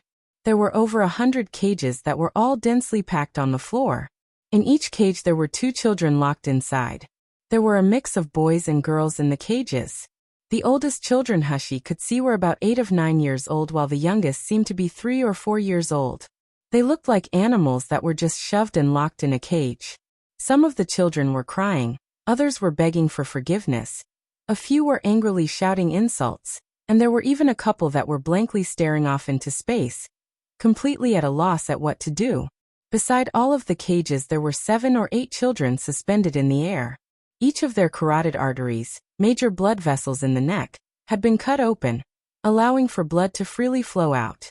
The blood dripped down into a copper basin on the floor, taking only moments to completely fill to the brim. Chapter 471 Little Boy Warning. This chapter is somewhat graphic and contains upsetting content/topics. Read at your own risk. In the beginning, the pitiful kids were still able to scream and howl in pain. But as time went on, all their blood had flowed out and their faces were pale. They were no longer able to speak, and in the midst of all the pain, they lost their lives. But even at this state, those uncivilized brutes still didn't let them off. While their corpses were still warm, those uncivilized brutes cut off pieces of their flesh, in practice motions, and threw them into another basin. If there was still a few drops of blood, they would carefully let it drip into the blood-filled basin before throwing the flesh into the second one. The entire process seemed extremely practiced. It almost felt as if they were machinery. It looked like an assembly line at a factory, and felt like they had done this 100,000 times before. When all of the children had been taken care of, those uncivilized brutes let out a few devilish laughs. They then turned around to walk toward the cages full of children. The children all moved backward in their cages, pushing themselves against the back of the cage walls in an attempt to hide themselves. They let out mournful shrieks, trying to evade this miserable destiny. But when those brutes heard the children's screams, it seemed to add to their happiness. One of the brutes grabbed onto a 5 or 6-year-old little girl and held her up. Holding onto her legs, he held her completely upside down while examining her. As he did so, he burst into giddy laughter. Look at this little girl's tender flesh. When all her blood has dripped out and we've finished skinning her, let's roast her meat and eat it. It must be the world's finest delicacy. Mine isn't that bad either. Another one of the men grabbed onto a 4-year-old boy's collar. In one motion, he took the boy's clothes off. Swallowing his saliva, he commented, "Look how tender his flesh is. If we use it to cook stew, this meat will certainly be tasty and soft. It'll be a delicacy." When the two children heard their words, they became even more terrified and began to loudly cry. They struggled to get out, but they looked like chicks in an eagle's talons. What possibility could they have of escaping? The two people who captured the children burst into loud laughter. They looked at the children's struggling appearances and seemed to get immense satisfaction from it. Suddenly, one of the men felt a sharp pain on their lower leg. Following this, the little boy he had been holding in the air was snatched away. The uncivilized brute angrily lowered his head to look at who had done it, and quickly looked into a pair of fierce eyes that resembled those of wolf cubs. All he saw was a boy that was roughly 8 or 9 years old. He wore tattered clothes and his whole face was full of mud and dust. The sharp pain he had felt just then had come from this boy's teeth biting his leg. The boy then took advantage of the fact that he was distracted and quickly snatched the little boy out of his grip. "You son of a bi, are you impatient of living? You actually dare to bite me?" Soon after, the uncivilized brute raised his palm and ruthlessly swung at the boy's face. All that was heard was a loud paw sound as the little boy was thrown back into the cage with a bleeding mouth. But like before, he still glared at the uncivilized man without a hint of cowering in his eyes. He even hid 3 children behind him. Painted on his face was a look of fierceness, displaying that he wasn't afraid to die. Very good. The man was provoked by the look in his eyes and sneered at him.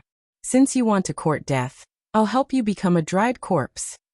As he was speaking, he crouched down and ruthlessly dragged the boy out of the cage. The 3 children hidden behind the boy started to wail, crying out "Gidge." Using all of their strength, they held on to the boy's clothes in a desperate attempt to prevent him from being taken away.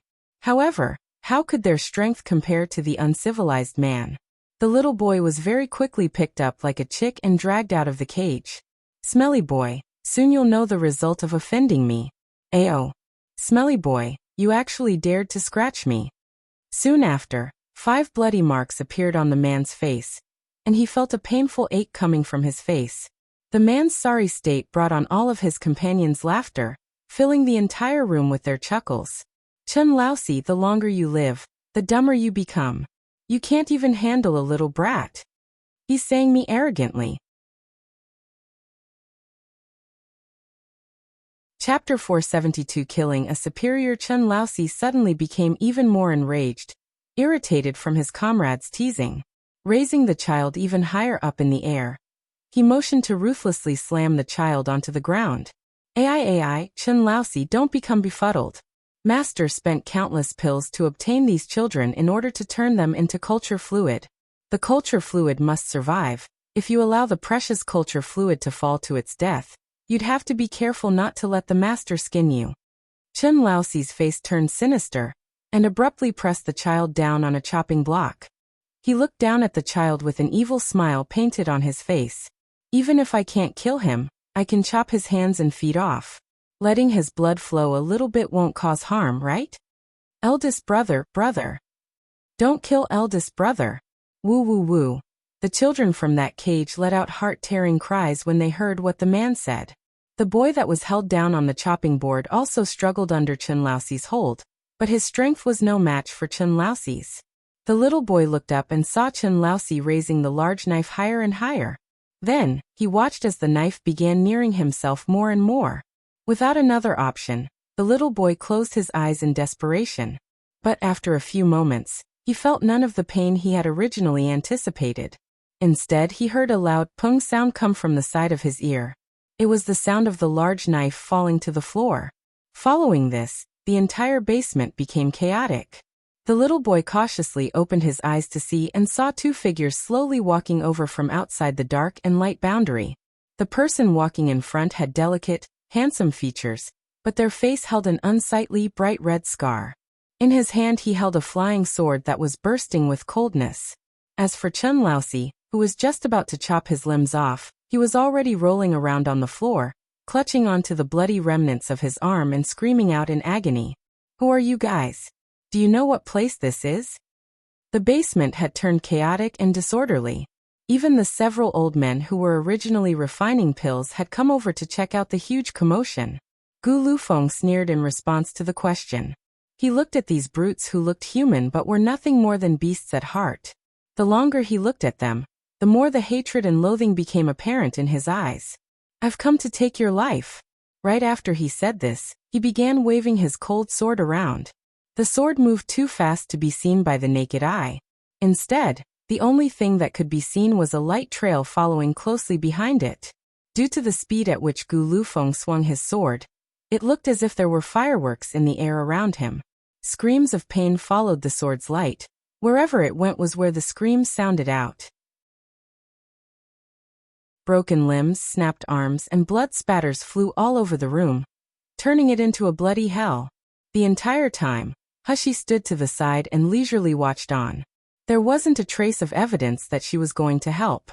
Unexpectedly, before she even moved her hand, a small person's shadow advanced toward an old man who was just about to press a mechanism and knocked him out of the way. The pill-refining old man fell to the floor and began screaming out in pain. At this time, the little boy hopped off the chopping block and took a machete along with him. He walked over to the man and began to ruthlessly chop on the old man. Blood splattered everywhere and the warm, fishy-smelling substance sprayed onto the little boy's face. For a moment, he blanked out before returning back to his senses. There wasn't an iota of fear in his eyes, there was only a thick sense of hatred. The little boy felt eyes on the back of his head and turned around to see, only to meet Hushi's smiling yet not smiling eyes. The youth residing outside of the dark and light boundary had clean, white jade-like skin and bright red lips. But their eyes oozed iciness. It felt like crystal-clear spring water that was both remote and cold. Those bright red lips were slightly turned up. The expression they looked at him with was so aloof, so indifferent. Yet it was what enticed him into wanting to approach them more, to long to near them. Chapter 473 Filthy person. The little boy wiped the blood off his face and proceeded to stick his chest out. He set off the feeling of "I'm not scared at all," while staring directly at Hushi. This tsundere act he put on caused Hushi to be unable to stop herself from laughing out loud. The little boy's face turned red and he immediately turned around to run away. Still carrying the machete, he ran over to the front of the cages and began to directly hack at the locks on them. Once he opened them, he took each of the children out, one by one. By this time, Gu Lufeng had already single-handedly brought all of the people in the basement down.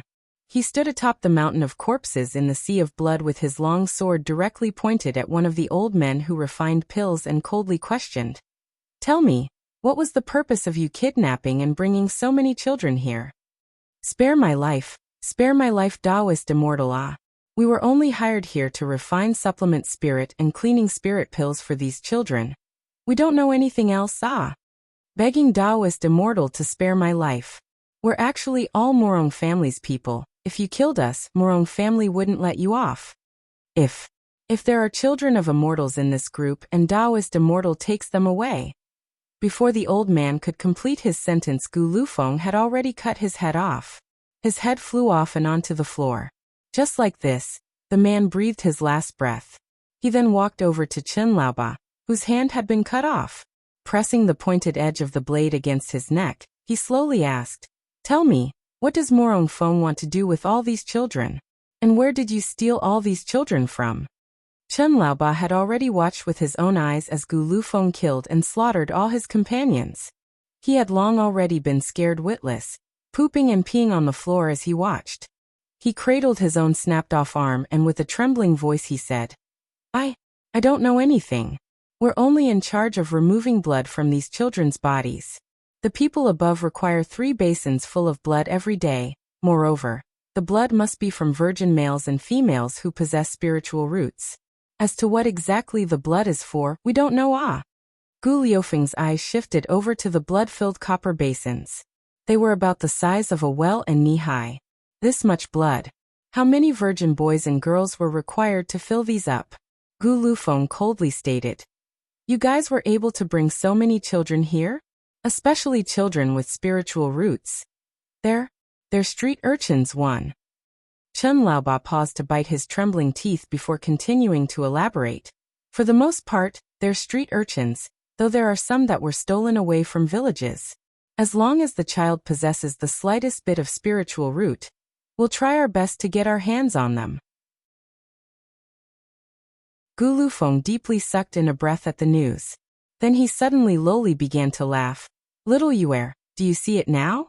This is Morong family, one of Yanjing City's 4 biggest families. Hee, surprisingly my body possesses such filthy blood. Hashi slowly walked over to Gu Lufeng. At the same time, the purple vine flew out from her wrist and pierced into Chen Laoba's body. Chen Laoba was overwhelmed with shock. After, his eyes widened as he felt the blood in his body slowly being absorbed by that purple vine. Spare my life. His words were hoarse and broken, but as more and more of his blood was sucked out of his body, he lacked even the power to speak words. Chen Laoba remembered that he had once cut some of the children's throats like so. He watched as they struggled, howled in pain, and still watched as their blood slowly flowed out, eventually bringing an end to their young lives. At the time he was so excited, so proud of himself but now times had changed and karma had come so quickly. Once the purple abyss vine finished sucking the body dry, successfully turning it into a dried-out corpse, it shook its leaves and disdainfully cast the body aside. It then flew over to Hushi, happily returning into her hands. Hushi moved to pet the vine's shaking leaves before turning to address Gu Lufeng, slowly saying, On the world there isn't filthy blood, only filthy people. Nobody can determine their birth, but at the very least, we can determine what path we walk on. One street urchin. A child who spends most, if not all, of their time on the streets, usually located in slum areas. Chapter 474 Losing Business Deal? Gu Lufeng was startled when he heard Hushi's words. Then he thought about Hushi's life. His eyes gleamed and he heavily nodded his head. Since his blood was so filthy, he should personally go destroy the source of this filthy blood. Hushi let the purple abyss vine loose to clean up any people still alive in this basement, and prepared to leave. Just as they were ascending the stairs, a child's clear voice sounded from behind them. Elder brother, can we follow you guys out? Hushi turned back around and saw the same little boy that had just taken a knife and hacked at the old man. His small head was tilted up as he looked at them with stubborn eyes. Standing behind the boy were quite a few children, but in their eyes there was cowardice. They were like the little tail behind the little boy. Gu Lufeng looked over at Hushi and didn't say anything. Hushi was now his master. Naturally these situations would be handled as she saw fit. Both of Hushi's hands wrapped around her chest. She coldly looked at the little boy and asked, Why would I allow you to follow me? Because I can help you when I grow up. When the boy first started out, he nervously stuttered, but as he continued making his point, he became more and more confident. His eyes were wide open and they reflected determination. We can give our bodies to you, in a working sense. We'll work for you in the future. Moreover, I'm aware that outside this prison there is a large courtyard. Even if we wished to run, we wouldn't be able to. We need to follow you guys because you guys are very strong. Gu Lufeng considered for a moment before softly saying to Hushi, "These children are the results of Morong family's evil doings. I want to return them back to their mothers' and fathers' sides." When Gu Lufeng saw Hushi nod at his idea, he then turned to address the children. "You guys should first obediently wait here. When we finish sorting out all our matters, we'll come back to fetch you. From there, we'll work on sending you back to your mothers' and fathers' sides." The distant kids, who were originally scared, cried tears of joy when they heard Gu Liufeng's announcement. Some even went as far as to kowtow toward Gu Lufeng and Hushi. They didn't know how many days had passed since they had been captured, but they had long given up all hope. They thought they wouldn't have the chance to see their relatives anymore in this lifetime. But who would have known that they would be able to come back from death's door? Not could they escape this fate, but they also had the chance to return to their families again. After the children relaxed, they couldn't help but all hug each other and cry. Gu Lufeng felt a headache coming and rubbed his head. He was just about to pull Hushi and leave when he heard the same little boy start speaking again. "We don't have a family, nor do we have a place to return to. We only wish to follow elder brother. Begging elder brother to bring us along." Hushi's eyebrows jumped and her eyes showed traces of astonishment. The children at the very back were joyously crying, because they were going to return back to their mothers and fathers. But the boy at the very front, as well as a few of the children standing directly behind him, had completely clear eyes. There wasn't a bit of envy or timidness in their eyes. Hushi used her divine knowledge to sweep over these few children's bodies, and discovered that their aptitudes weren't bad. The worst child had 3 spiritual roots. The best one was that little boy. He actually had dual attributes of wind and fire. Not only that, his spiritual root's essence purity was quite high. Hushi hugged her chest. "Right now you guys are useless. If I took you in, I would have to feed and clothe you. Wouldn't this be a losing business deal?"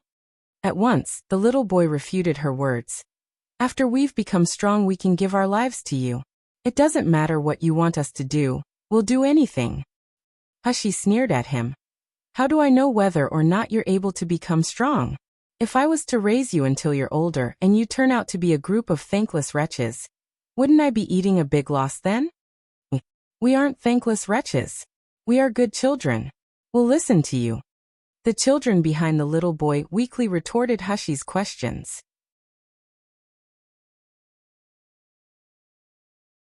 The little boy clenched his teeth and raised his head to say, "Or you can turn me into a slave. I know all martial artists can have slaves. This way you don't have to be worried about whether or not I'll run away, right?" The corner of Hushi's eyes slightly jumped. "Do you know what it means to be turned into a slave? Spirit soul slaves must draw out a part of their soul. This means that if you want to cultivate in the future, you won't be able to amount to much."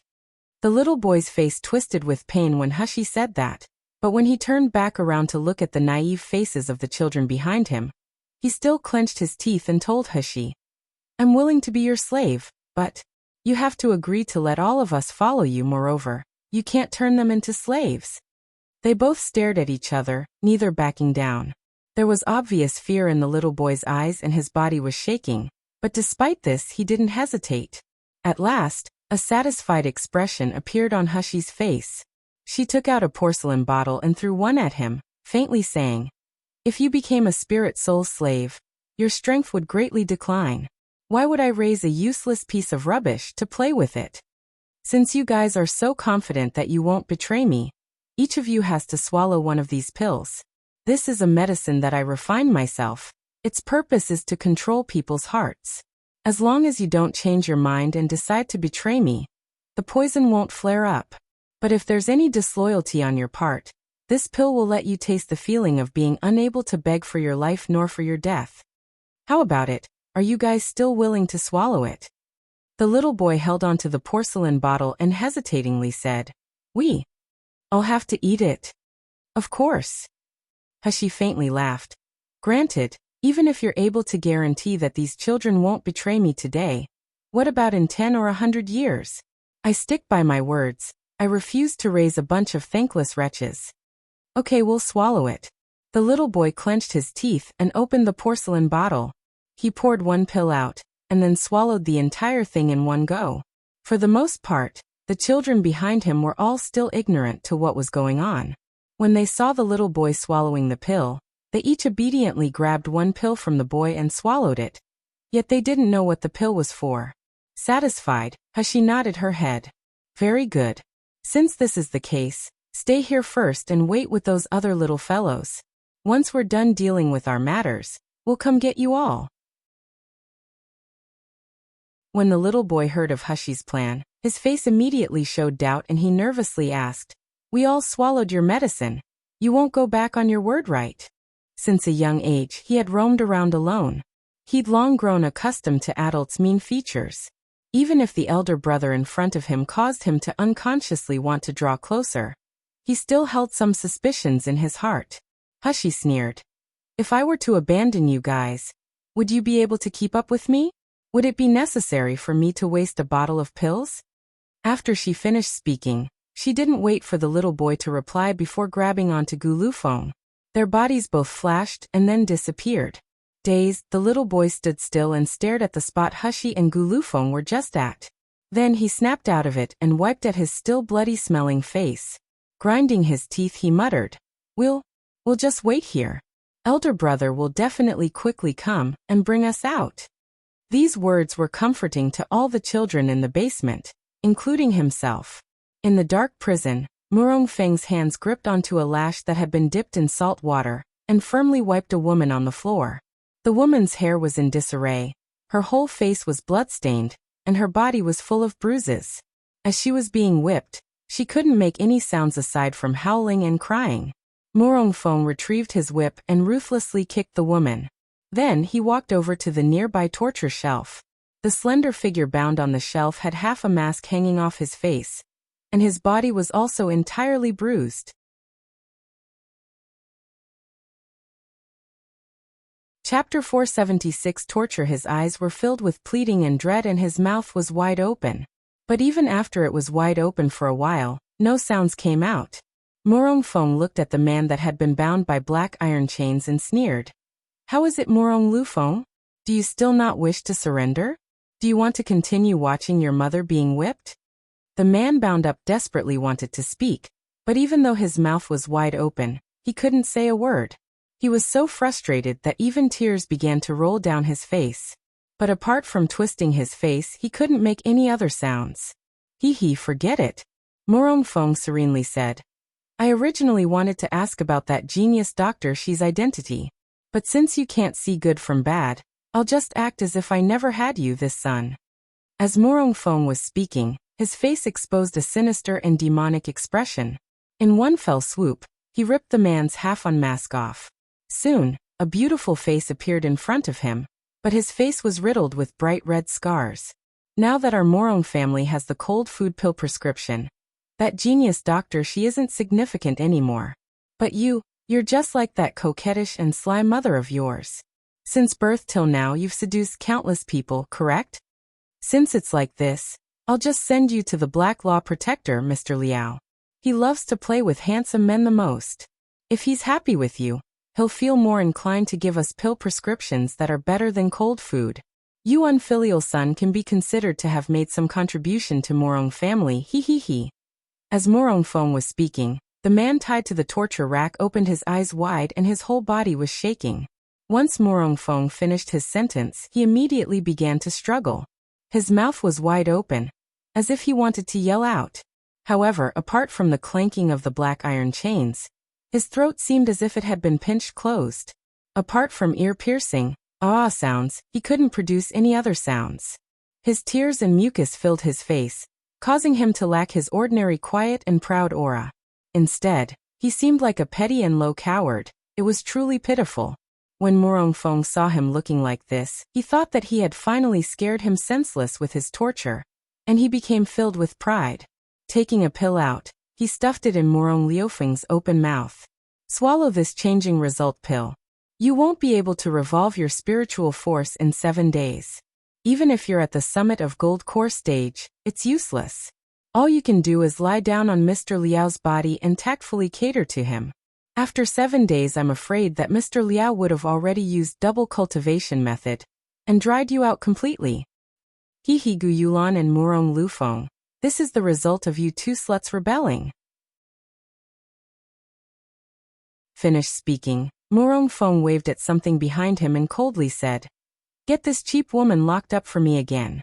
As for this bast, properly tidy him up and nicely send him over to Mr. Liao for me." As he watched Gu Lufeng being carried out, Morong Feng felt something unpleasant in his heart.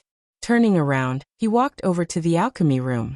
Over these past few days he had been so busy his feet barely touched the ground. The entire time he had been busy with refining the cold food pill. He had long already come across cold food pill. He had even fed Gu Yulan it for 20 years. However, he had always only been able to get the finished product of cold food. He had never thought that his Morong family would be able to refine them. Nowadays, each influential family in Yanjing was becoming stronger and stronger, especially the newly risen Huangfu family. Huangfu even had a few experts at the summit of gold core stage. And their Morong family was becoming weaker and weaker as time went on. Gold core stage martial artists were few and far in between. The medicinal hall marketplace had been completely dominated by Naylan family and Shengda Hall, and they were completely unable to get involved with the army.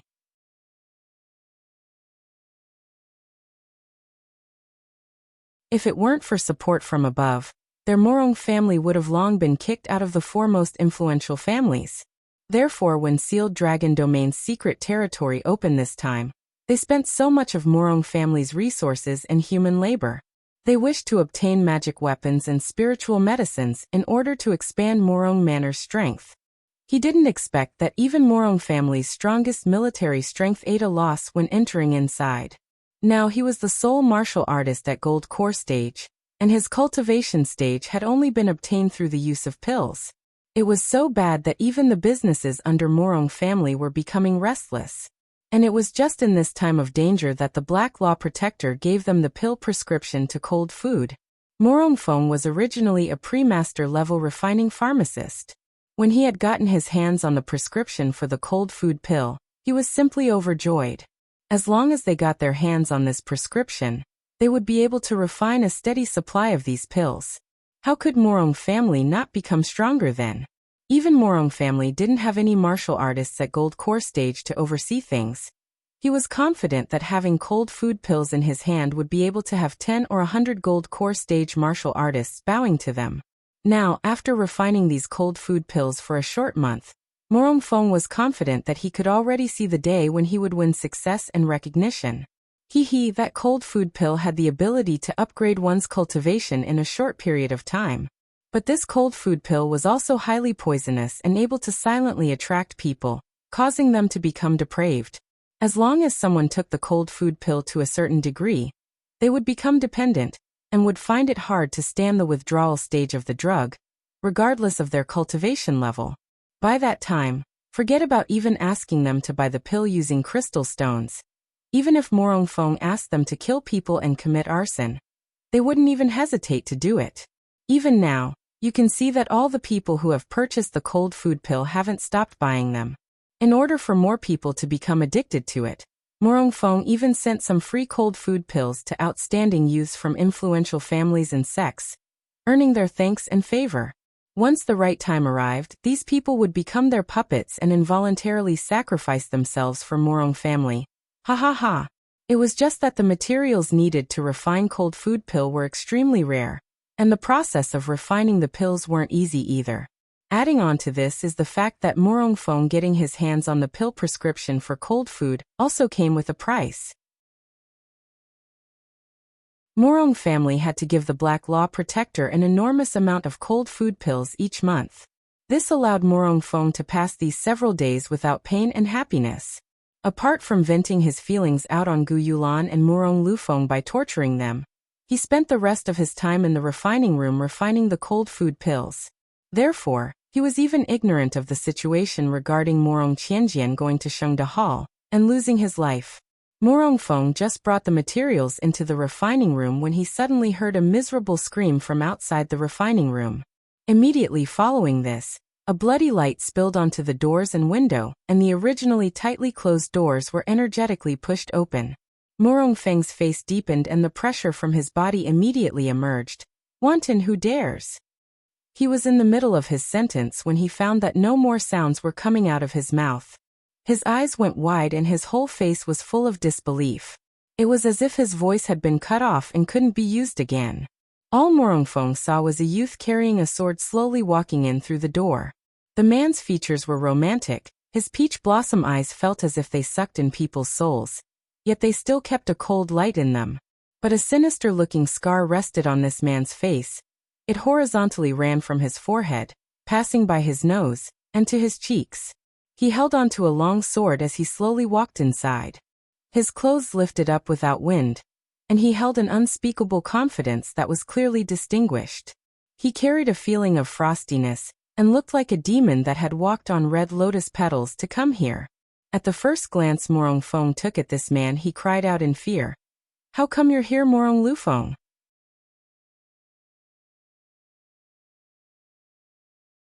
Immediately after uttering his question, he suddenly realized.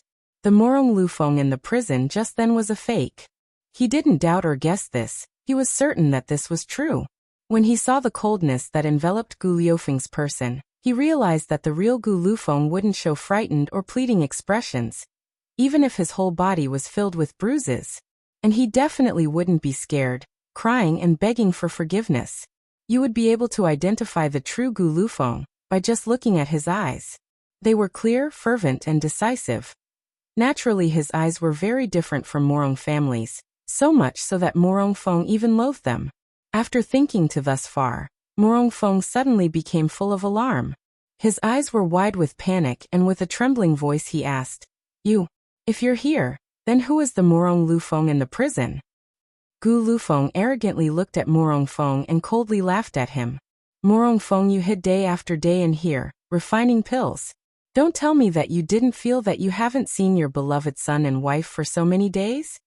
Morong Feng's temple palpitated, and he recalled that Madame Morong's servant girl had told him several days before that both Madame Morong and Morong Linfeng were missing without a trace. At the time his hands were full with refining pills, and didn't have time to pay attention to some missing person. All he thought was that the two of them had gone somewhere to relieve their boredom. Could it be that wasn't it? If it wasn't, where could they have gone? Gu Lufeng lowly began to laugh. His laugh was laced with evil intentions. "What? You still haven't figured it out? Or could it be that you still don't want to believe things when they're right in front of you? To tie a man up with black iron chains, to scald and whip him day and night, and to lock a woman in a tiny suitcase and arbitrarily bully and humiliate her in that dusky dungeon.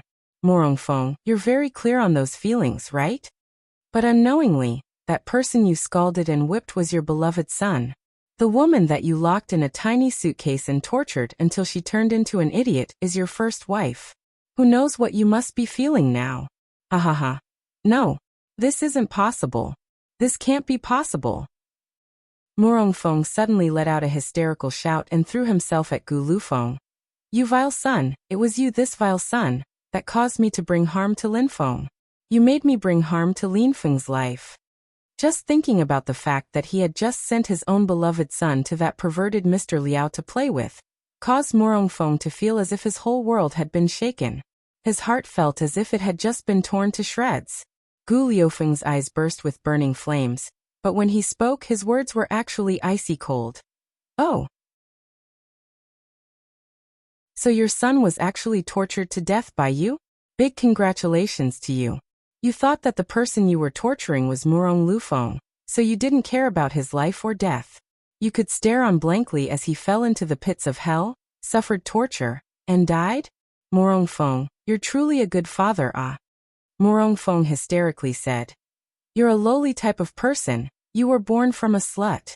I've never regarded you as my son.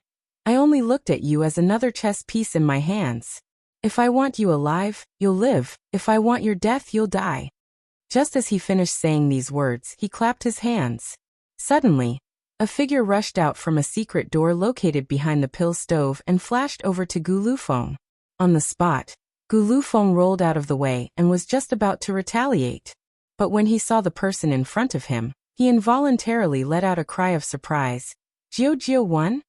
The person that holding onto a knife and in the process of attacking him had lifeless eyes and a face full of unhealed scars. If it wasn't his Jiao Guidao, then who was it? One Jiao, maternal uncle.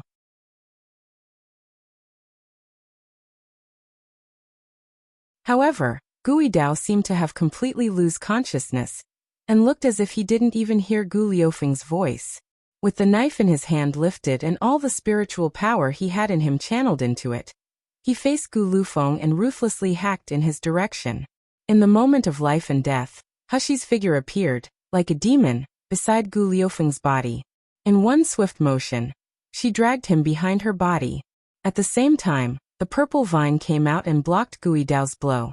Hushi looked back to see Gu Liufeng's dazed expression and couldn't help but coldly remind him. What are you still dazed about, Gu Lufeng? Guidao is already being controlled by him. Do you want Murong Feng to have his way? When Gu Lufeng had been scolded by Hushi, he suddenly returned to his senses.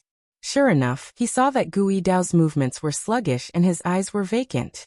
Not only this, he also saw that he was clearly at gold core stage. Yet he wasn't able to display that strength. It was clear that he had been controlled. Moreover, it wasn't just an ordinary control over a slave. Gu Lufeng tightened his fists. He didn't expect that the Jiao he had intentionally sent to the outskirts to recuperate would ultimately end up in Murong Feng's hands. No wonder he hadn't received any replies from Guidao after sending multiple letters after he had rescued his mother. When Murong Feng saw Gu Lufeng seething with anger, he couldn't help but laugh and sneer at him. Do you wish to know how I captured this man? When he heard that you were imprisoned by me, he foolishly ran over here to rescue you, all by himself. In the end, he just happened to have gotten into the Black Law Protector's hands. Ha ha ha. Death was near from him. Yet this man was still yelling out your names, Gu Lufeng and his mother's. That type of manner is truly nauseating. But that's all in the past. Nowadays he's my puppet. If I order him to kill people, he'll kill people. If I tell him to go die, he'll go die. When he finished speaking, the spiritual power in his body flowed out, and he coldly ordered Guidao. Go and kill those two for me. Don't be stingy with your life.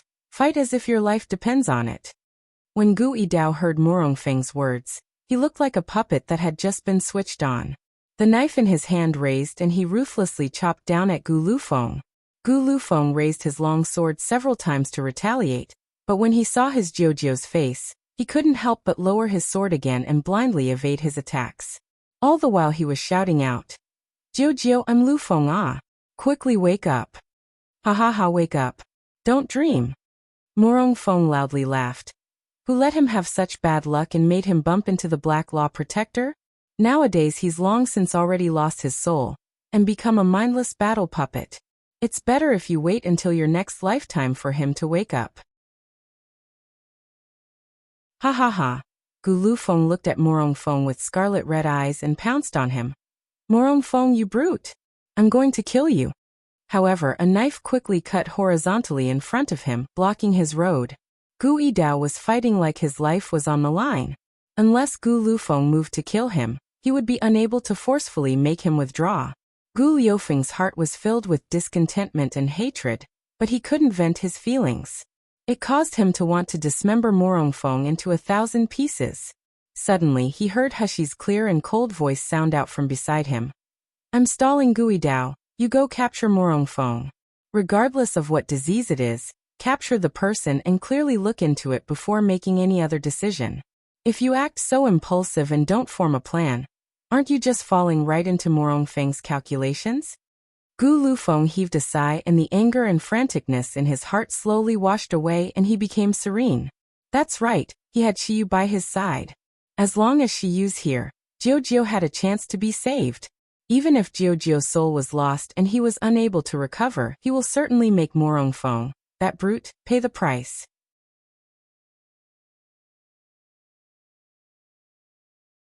When he thought of this, an ominous glint sparked in Gu Liufeng's eyes. Seconds later, he disappeared from where he originally stood, like a phantom. At first, Morongfeng was looking incredibly carefree as he stood there. Then all of a sudden, he saw Gu Lufeng disappear, and then saw his figure flash moments later. To his surprise, Gu Lufeng appeared not even 5 meters away from him. Morongfeng paled from fright and took out his magic weapon, completely flustered. He was the most skilled at refining pills in Morong family. Even his cultivation level was only as a result of pills. He was gold core stage, but in reality, he wouldn't even be able to stand his ground under the attacks of someone at the initial stage of gold core stage. And what about Gu Lufeng? His cultivation level was a result of a secret technique with the cost of burning away his life in order to forcibly rise in level. However, he had gone through a period of time that was filled with countless battles and self-discipline. He was also at the summit of gold core stage. How could Morongfeng, this coward, be his match? Therefore, even a mere encounter with Gu Lufeng had Morongfeng wanting to shout for Gui Dao to come protect him. But before he could order Gui Dao to do so, he felt a pain emerge from his thigh. Immediately after, his entire person was ruthlessly thrown to the floor.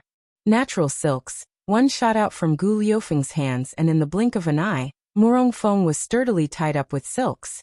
On the other hand, Gui Dao and Hushi were engaged in an intense knife fight. But, in the end, a puppet was a puppet. Therefore, all his movements were mechanical and easily predictable. Even if he was at gold core stage, he was nothing more than a paper tiger. Hushi only had to dodge a few times before she quickly found the hole in Gui Dao's fighting. After Gui Dao swung his knife at her once more, her purple vine suddenly came out and tightly bound Gui Dao's hands together. Gui Dao began to violently struggle once he was bound by the purple abyss vine. Hushi took the opportunity to run forward with a silver needle in hand, accurately sticking it into the back of his head.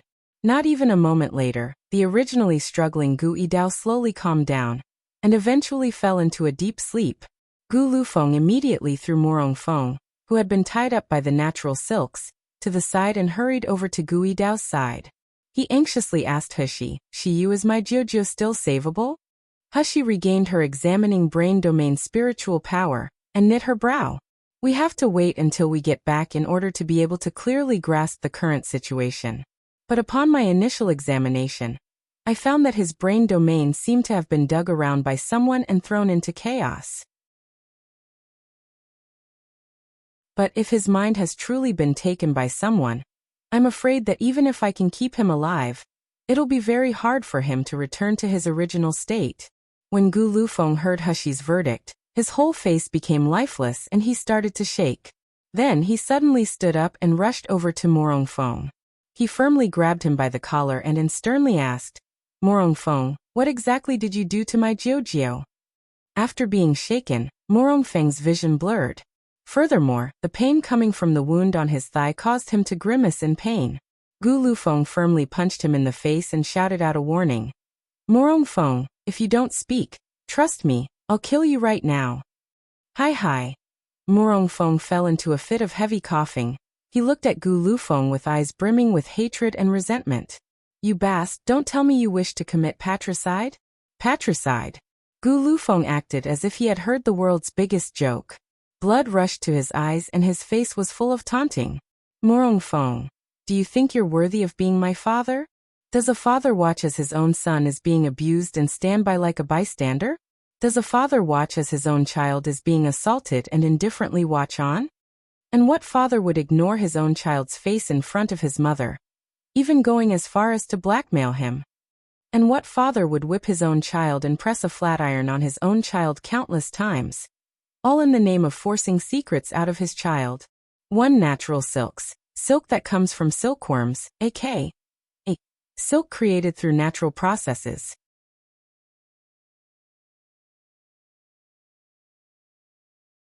Morongfeng, you're such a brute, yet you actually still dare to call yourself my father. I see that you're really unworthy of being called a person." Morongfeng's eyes were red due to Gu Lufeng. He seemed like he had seen an evil spirit, and had been scared out of his wits.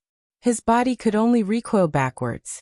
But he suddenly seemed to have thought of something.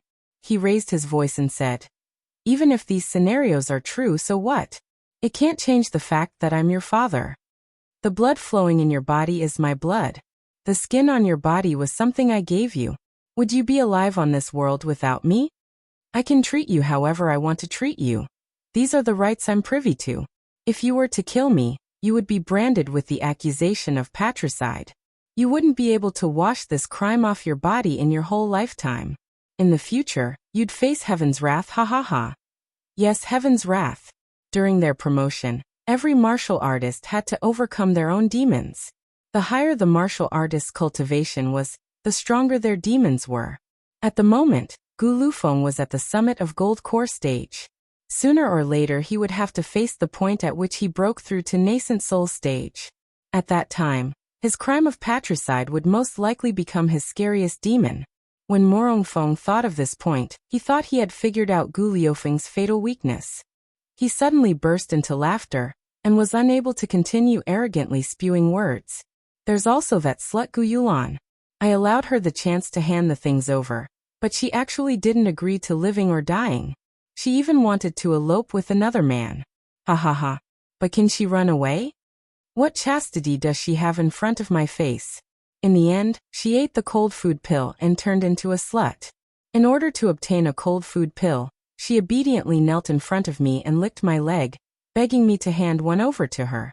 Even when I sent her to the Black Law Protector, she still obediently lied under 3 men and moaned. Ha ha ha.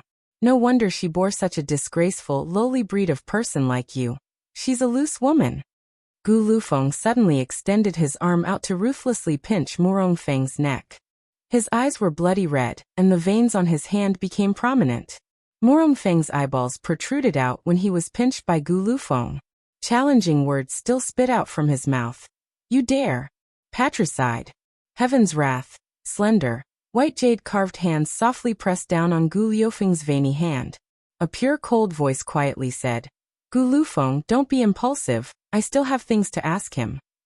Gu Lufeng took a deep breath before releasing his hand. Morong Feng fell to the floor with a loud bang. He let out a lung-splitting cough and still continued to rain down curses on Gu Lufeng. "Unfilial son. Vast. Hi, you're disgraceful. You don't deserve a good death. Hi. He still hadn't finished speaking when a purple vine came out from Hushi's hands and ran over to Morong Feng, ruthlessly whipping his face. Morong Feng let out a brief shriek and looked at Hushi with bitter eyes. He opened his mouth and started speaking. He didn't get to finish his words before the purple vine struck at his face again, followed by a loud paw sound. Then, the sound of vomiting came after as Morong Feng spit out blood and several shattered teeth. If you looked at him right now, you would see his face full of alarm. Hushi lightly laughed and warned, "If you curse myself or Gu Lufeng again, I won't mind completely knocking all your teeth out." Morong Feng's entire body shook, and he felt a scorching hot pain emerge on his face. After a long time passed, he rushed to Hushi and angrily yelled, "I'm warning you guys, if you guys kill me, you'll regret it later on. If you guys killed me, you wouldn't be able to run away." Hushi's face filled with contempt and she sneered at him, cutting him off. "We'll regret it? Based on your Morong manner, that can't even be seen publicly? Oh. Or is it based on Morong Hai and Morong Zhangfeng, who have both turned into watery blood in sealed dragon domain's secret territory?"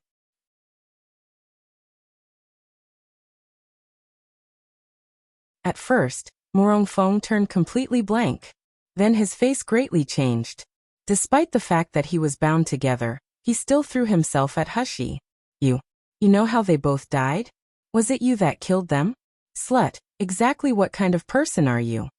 When Morong Feng uttered these words, the purple vine suddenly perked up and firmly landed a slap on Morong Feng's face. This time, Morong Feng's nose was fractured, causing him to start screaming in pain. Hushi coldly said, "Right now it's I who's interrogating you. You say that we won't be able to run. Who's the person behind Morong family? Is it the person who wears that gray cloak?" At first, Morong Feng was still letting out miserable screams, but when he heard the last part of Hushi's question, he became startled. How could you know? You've seen him?" Suddenly, he seemed to have thought of something and his face greatly changed. "That night, the Black Law Protector's feeling of someone spying in the manor. That was you, wasn't it? You. Exactly what type of person are you? You're clearly at Foundation establishment stage. Yet you're able to evade the Black Law Protector's probing. The Black Law Protector is an expert at nascent soul stage. Nobody can evade him. Black Law Protector? Hushi knit her brow. He's the same person who also holds Jie Dao's soul? That's right. Morong Feng clenched his teeth before saying. The Black Law Protector has a refining soul banner on him.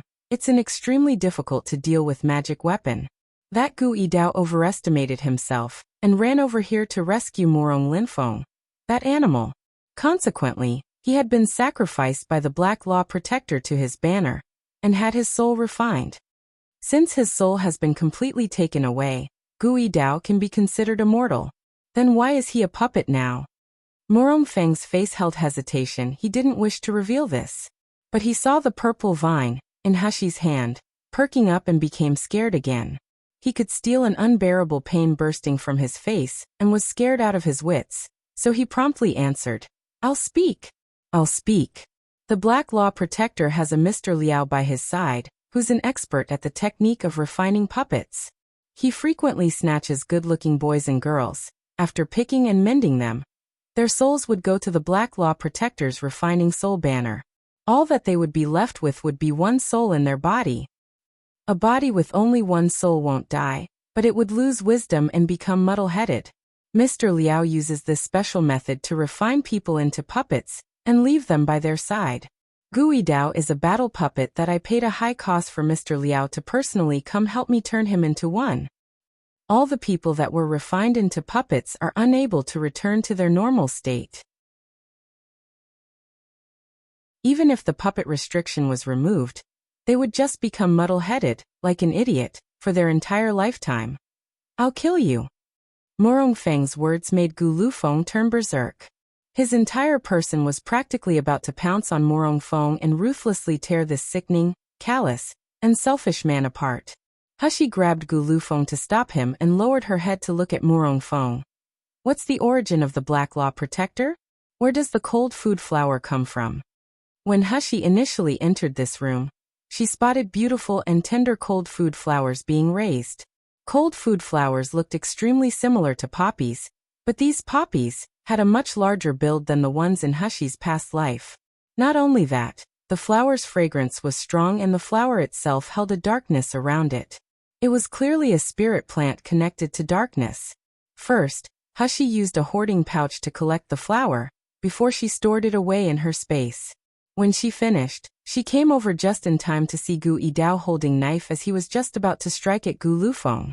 She was very curious about this cold food flower. It was a plant connected to such a large amount of darkness, so Hushi could easily guess that such a plant would be impossible to find on Miluo continent nowadays, let alone nurturing it until it bloomed. At the time it was believed that people had 7 souls. People with the correct amount of souls were normal. Any less would mean that the person wasn't.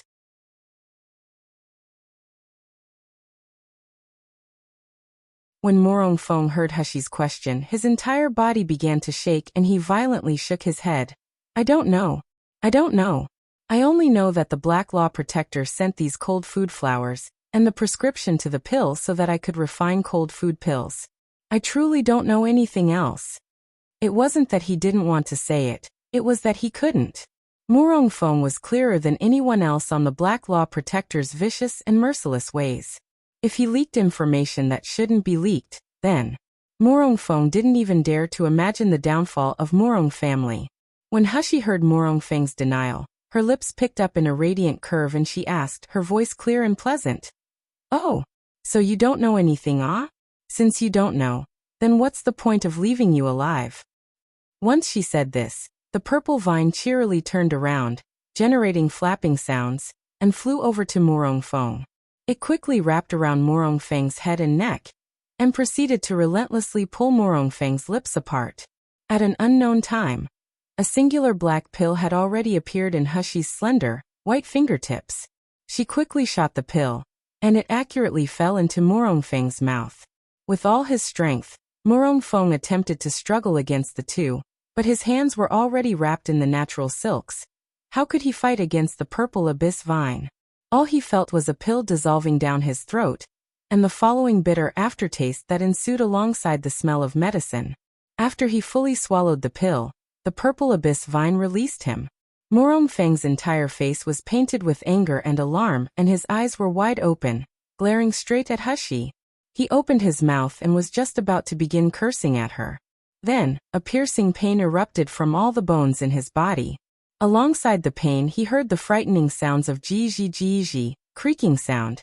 In his ear, it felt as if there were countless insects digging into his bones and simultaneously gnawing at them. Ah!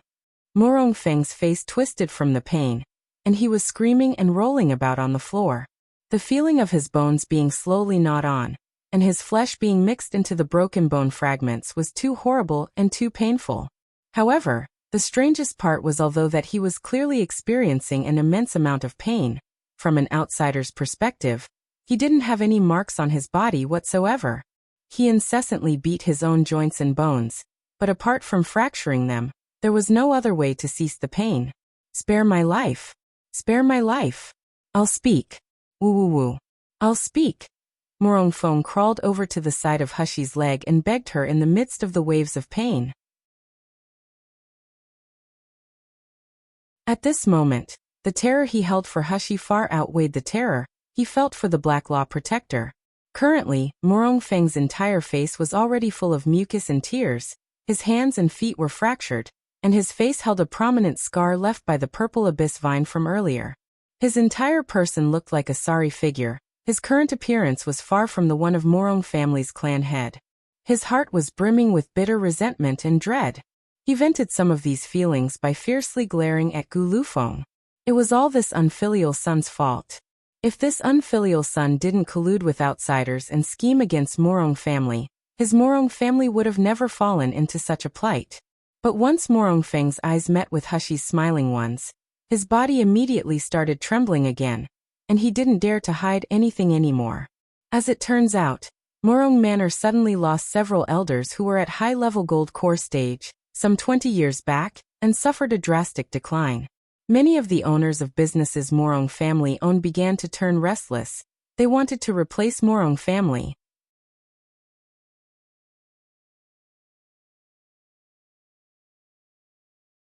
During Morong family's desperate time, a person proclaiming themselves as the Black Law Protector suddenly appeared, and he sought out the clan head of Morong family at the time. Their agreement would be able to help Morong family suppress the powers under their family, allowing them to steadily stay in their position as one of the foremost influential families. The catch was that Morong family had to be their eyes and ears and wholeheartedly swear their loyalty to them. Nobody in Morong family knew exactly what type of person the Black Law Protector was.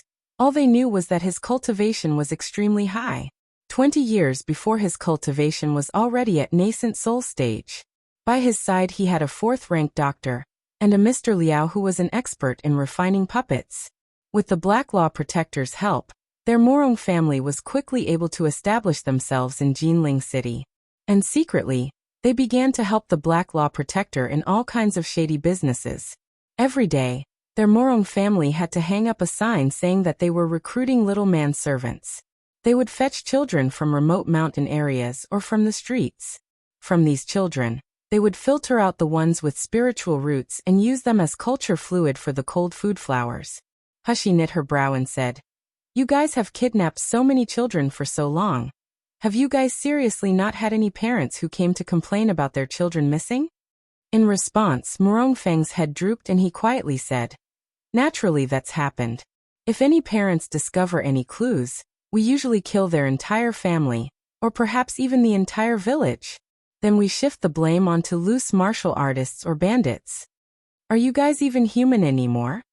Do you have any humanity?" Hushi didn't even respond before Gu Lufeng couldn't take it anymore. He walked over to Morong Feng and firmly kicked him. "Could it be that you guys are the only people on this world and other children, and people are nothing more than brutes? Even if they are brutes, that's still a life. Why are you allowed to willfully trample and slaughter them? Morong Feng, are you not scared of meeting retribution? Of not reincarnating after death? Of forever walking the path of a brute?" Morong Feng was only afraid of Hushi, He held much hatred toward Gu Lufeng. So once he heard Gu Liufeng's questions, he immediately answered back with confidence. All of our actions are for the sake of reviving Morong family. The death of hundreds of those lowly people is the same as the death of hundreds of ants. What worth do they have to be able to receive our guilt and pity? Actually, you're the evil creature here. You clearly possess Morong family's blood, yet you colluded with outsiders and trapped Morong family. You're the one who really deserves to die 1,000 deaths. You brute, you're the one who'll receive retribution. The long sword in Gu Liufeng's hand suddenly transformed in his hand. Step by step he walked over to Morong Feng. Morong Feng saw that his eyes were even more red than before. It looked like blood was practically about to drip down. And each step Gu Lufeng took, the killing intent on his body became even thicker. This caused his heart to burst with intense fear. He began to wiggle and recoiled backward. I'm your father. If you kill me, you'll face heaven's wrath. You'll meet countless demons on that day. You'll also fall down. Hushi walked forward a step and held on to Gu Lufeng. She faintly told him, "There's no need to face demons just for a person like this. Let me do it, okay?" "No." Gu Lufeng whirled around to face Hushi. His eyes were burning and there was 20 years' worth of built-up pain and hatred in his face. But more than that, there was determination. "Shiyu, you've already done enough for me. I want to personally end this person's life." A sneer appeared on his face. "Do you know how much I abhor my name Morong Lufeng? How much disgust I hold for Morong Feng? But unfortunately, his blood flows through my veins. This is a sin I can't avoid.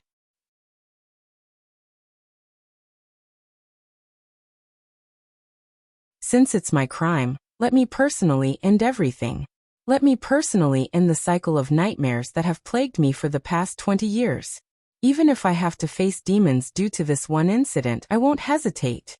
Right after saying this, Gu Liufeng's long sword glinted in the light as it rose up. Then it chopped down at Morong Feng. Morong Feng's face was filled with fear and despair. He opened his mouth and seemed to have become hysterical. "You'll regret killing me. You'll soon join me, nobody can escape. Ha ha ha ha." Morong Feng's face felt as if it had a line drawn between the middle of his eyebrows down to his nose. Moments later, Gu Liufeng's long sword came crashing down right at this mark, perfectly splitting his face in half. Boiling blood came sprouting out, splashing right onto Gu Lufeng. It was obvious that he could have dodged all of the blood splashing on him, but he stood completely still, completely expressionless, allowing it to be sprayed onto him. The only thing that changed in him was that the decisiveness in his eyes became more and more apparent as the seconds ticked on. From now on, Morong Lufeng and Morong Manor ceased to exist in this world. There was only the Gu Lufeng who admired and vowed loyalty to Shiyu. Gu Lufeng abruptly turned around and knelt down on one knee in front of Hushi. His sword was propped on the floor and his back was curved. On his face there was sincerity, serenity, and not a trace of humiliation as he thanked. "Thanks to Master for allowing me to take revenge on my greatest enemy. It's just that this subordinate taking his own initiative may have caused heaven to bring her wrath on the day that this subordinate advances in rank to nascent soul stage. At that time, it's quite possible that this subordinate won't be able to advance in rank and will therefore be unable to stay by Master's side." Hushi rubbed the goosebumps on her arm away and quickly interrupted Gu Lufeng. "What nonsense has gotten into you, Gu Lufeng? Have your brains gone rotten after Morong Feng's blood splashed onto you? Can you speak properly?" Unhappy, Hushi rolled her eyes. Following this, her face became dignified. "I've always thought that the words Morong Feng spoke before death's door has some deep meanings. Moreover, I feel a bad premonition. Let's quickly leave." "Oh, depart from here. Where do you guys want to go?" A deep and muffled voice sounded out from the doorway, lacking any prior foreshadowing of its entrance. Gu Lufeng and Hushi's faces both changed and showed displeasure. Without a second thought, both of their figures soared up. The sound of a crash ensued, and a large hole appeared on the ceiling of the refining room. Both Hushi and Gu Liufeng's figures jumped onto the roof. However, the newly arrived person's speed was much faster than theirs. In a split second, a gloomy and cold breath enveloped the both of them. The gloomy and cold breath carried a bloody stench, and a pressure that suffocated people alongside it. When they lifted their heads to look up, they saw a dark red cloth covering over the sky, and that bloody stench and suffocating pressure was emitting from the middle of this cloth. They could both see that this cloth was just about to drop down and wrap them up. Hushi and Gu Liufeng's faces both immediately became unsightly. Hushi had already begun to bleed from her mouth. This was because her cultivation level was still low. She didn't have the skill to contend against martial artists at nascent soul stage quite yet. Suddenly, the sound of something tearing could be heard. Looking up revealed that the dark red cloth had been cut into 7 or 8 pieces by a long sword. Cut into tatters, each of the pieces were taken away by the wind, blown away to another place. Hushi looked at Wu Xian, who was standing in front of both her and Gu Lufeng, and let loose a breath. Then immediately after, her hand flew to her stomach and she vomited a mouthful of blood. "Shiyu, are you okay?" Gu Lufeng worriedly supported her. Hushi shook her head. "Nothing's wrong.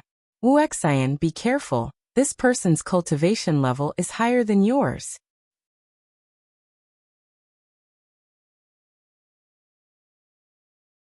Standing in front of Hushi and Gu Lufeng was Wu Xian, who nodded his head at Hushi's previous words. His expression was grave, and his eyes held an icy and bloodthirsty glint on them as his gaze landed on the distant male. The male wore clothes made out of ashy, coarse cloth. His body was covered by a black cloak, which had a high collar that covered his face. The only thing exposed were a pair of falcon-like eyes that peered at them from the darkness. It seems like this is the Black Law Protector Morongfeng was mentioning. The cloaked man was currently standing opposite to Hushi, Gu Lufeng, and Wu Xian. His appearance seemed relaxed, and his eyes were brimming full of arrogance as he looked over at them. His eyes slowly shifted over to Wu Xian's body and he softly laughed. "You actually have a nascent soul stage expert, no wonder Morongfeng fell. With great difficulty I nurtured that dog for over 10 years. But he was disposed of so quickly, it's such a pity. What price are you guys planning to pay for making me lose such a handy dog?" Hushi narrowed her eyes and sneered at him. "I imagine your heart would feel more pain over losing those cold food flowers rather than that handy dog, right? You touched the cold food flowers?" When the cloaked man heard what she said, he suddenly became angry. He used his divine knowledge to sweep over the room, and found no shadow of the cold food flowers. The gaze he looked at Hushi with was as sharp as a sword. It was no longer like the insipid cloud and soft wind one from before. "What about the cold food flowers?" "Naturally they're destroyed." Hushi coldly laughed. "Those spiritual plants have the darkness attribute. They have the ability to endanger the world. Are they just supposed to be left to be eaten? I'm sorry, I'm not as abnormal and inhumane as you guys are." "You courting death?" The cloaked man let out a strict shout, and his figure suddenly flashed from where he was standing and began charging at Hushi. Hushi could already see that this move was far different from the one he used with the red cloth, which was played down. Instead, this one carried anger and a desire to dismember her into 1,000 pieces. Wu Xian's entire body turned into a glowing white light as he soared over to meet the cloaked man head-on. Nascent soul stage level fighting was something that Hushi wasn't capable of participating in yet. Even Gu Lufeng, who was at the summit of Gold Core stage, could only stand by the side and watch on. Even though Gold Core and Nascent Soul were merely a step away from each other, the step was still the distance between heaven and earth. Once someone entered Nascent Soul, they would be considered one of the top strengths in Miluo continent, a supermaster.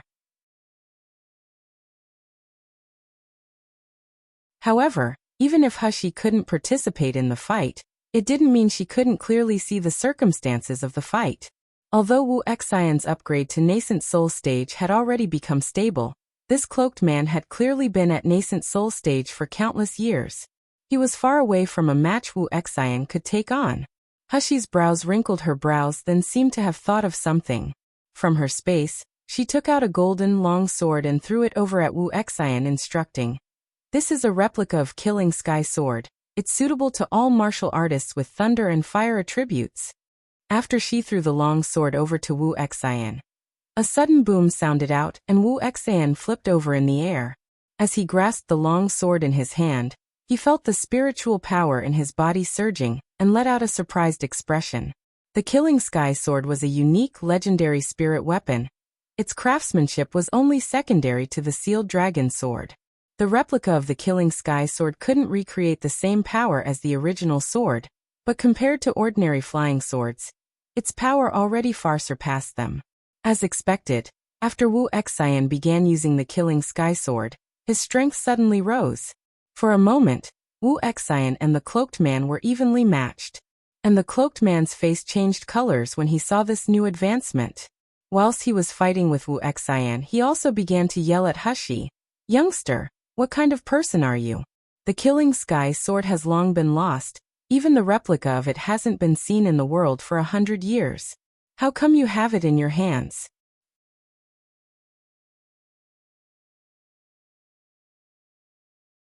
Chapter 487 Refining Soul Banner. Hushi faintly smiled and said, "I feel like the origins of the cold food flower are even fishier than the Killing Sky Sword, right? This spiritual plant shouldn't even be able to grow in Miluo continent. If you told me how you guys got cold food flowers, then I'll tell you the history of the Killing Sky Sword, okay?" A scowl formed on the cloaked man's face and his mind scattered. In this moment of carelessness, Wuxian was able to cut through his clothes. The cloaked man retreated several steps back and sneered at Wuxian. "Yay one. I'm bored of playing with you. Do you really think you're my opponent?" Wuxian slowly turned over the qi and blood in his body, mixing them together. His expression remained detached, and he didn't bother to pay attention to the man's words. The cloaked man looked at Wuxian, and then looked over at Hushi, who stood behind him, and a bloodthirstiness rose up in his eyes. "Since you guys wish to court death, I'll help you guys. In any case, I'm bored of playing." Right after saying this, a small, black banner appeared in the cloaked man's chicken claw-like hands. He began to mutter incantations under his breath. As he was muttering them, the black banner grew larger and larger, until it grew even taller than himself. The cloaked man mischievously let out 2 laughs and touched the banner's icy flagpole. He faintly remarked, "Go ahead, my darling.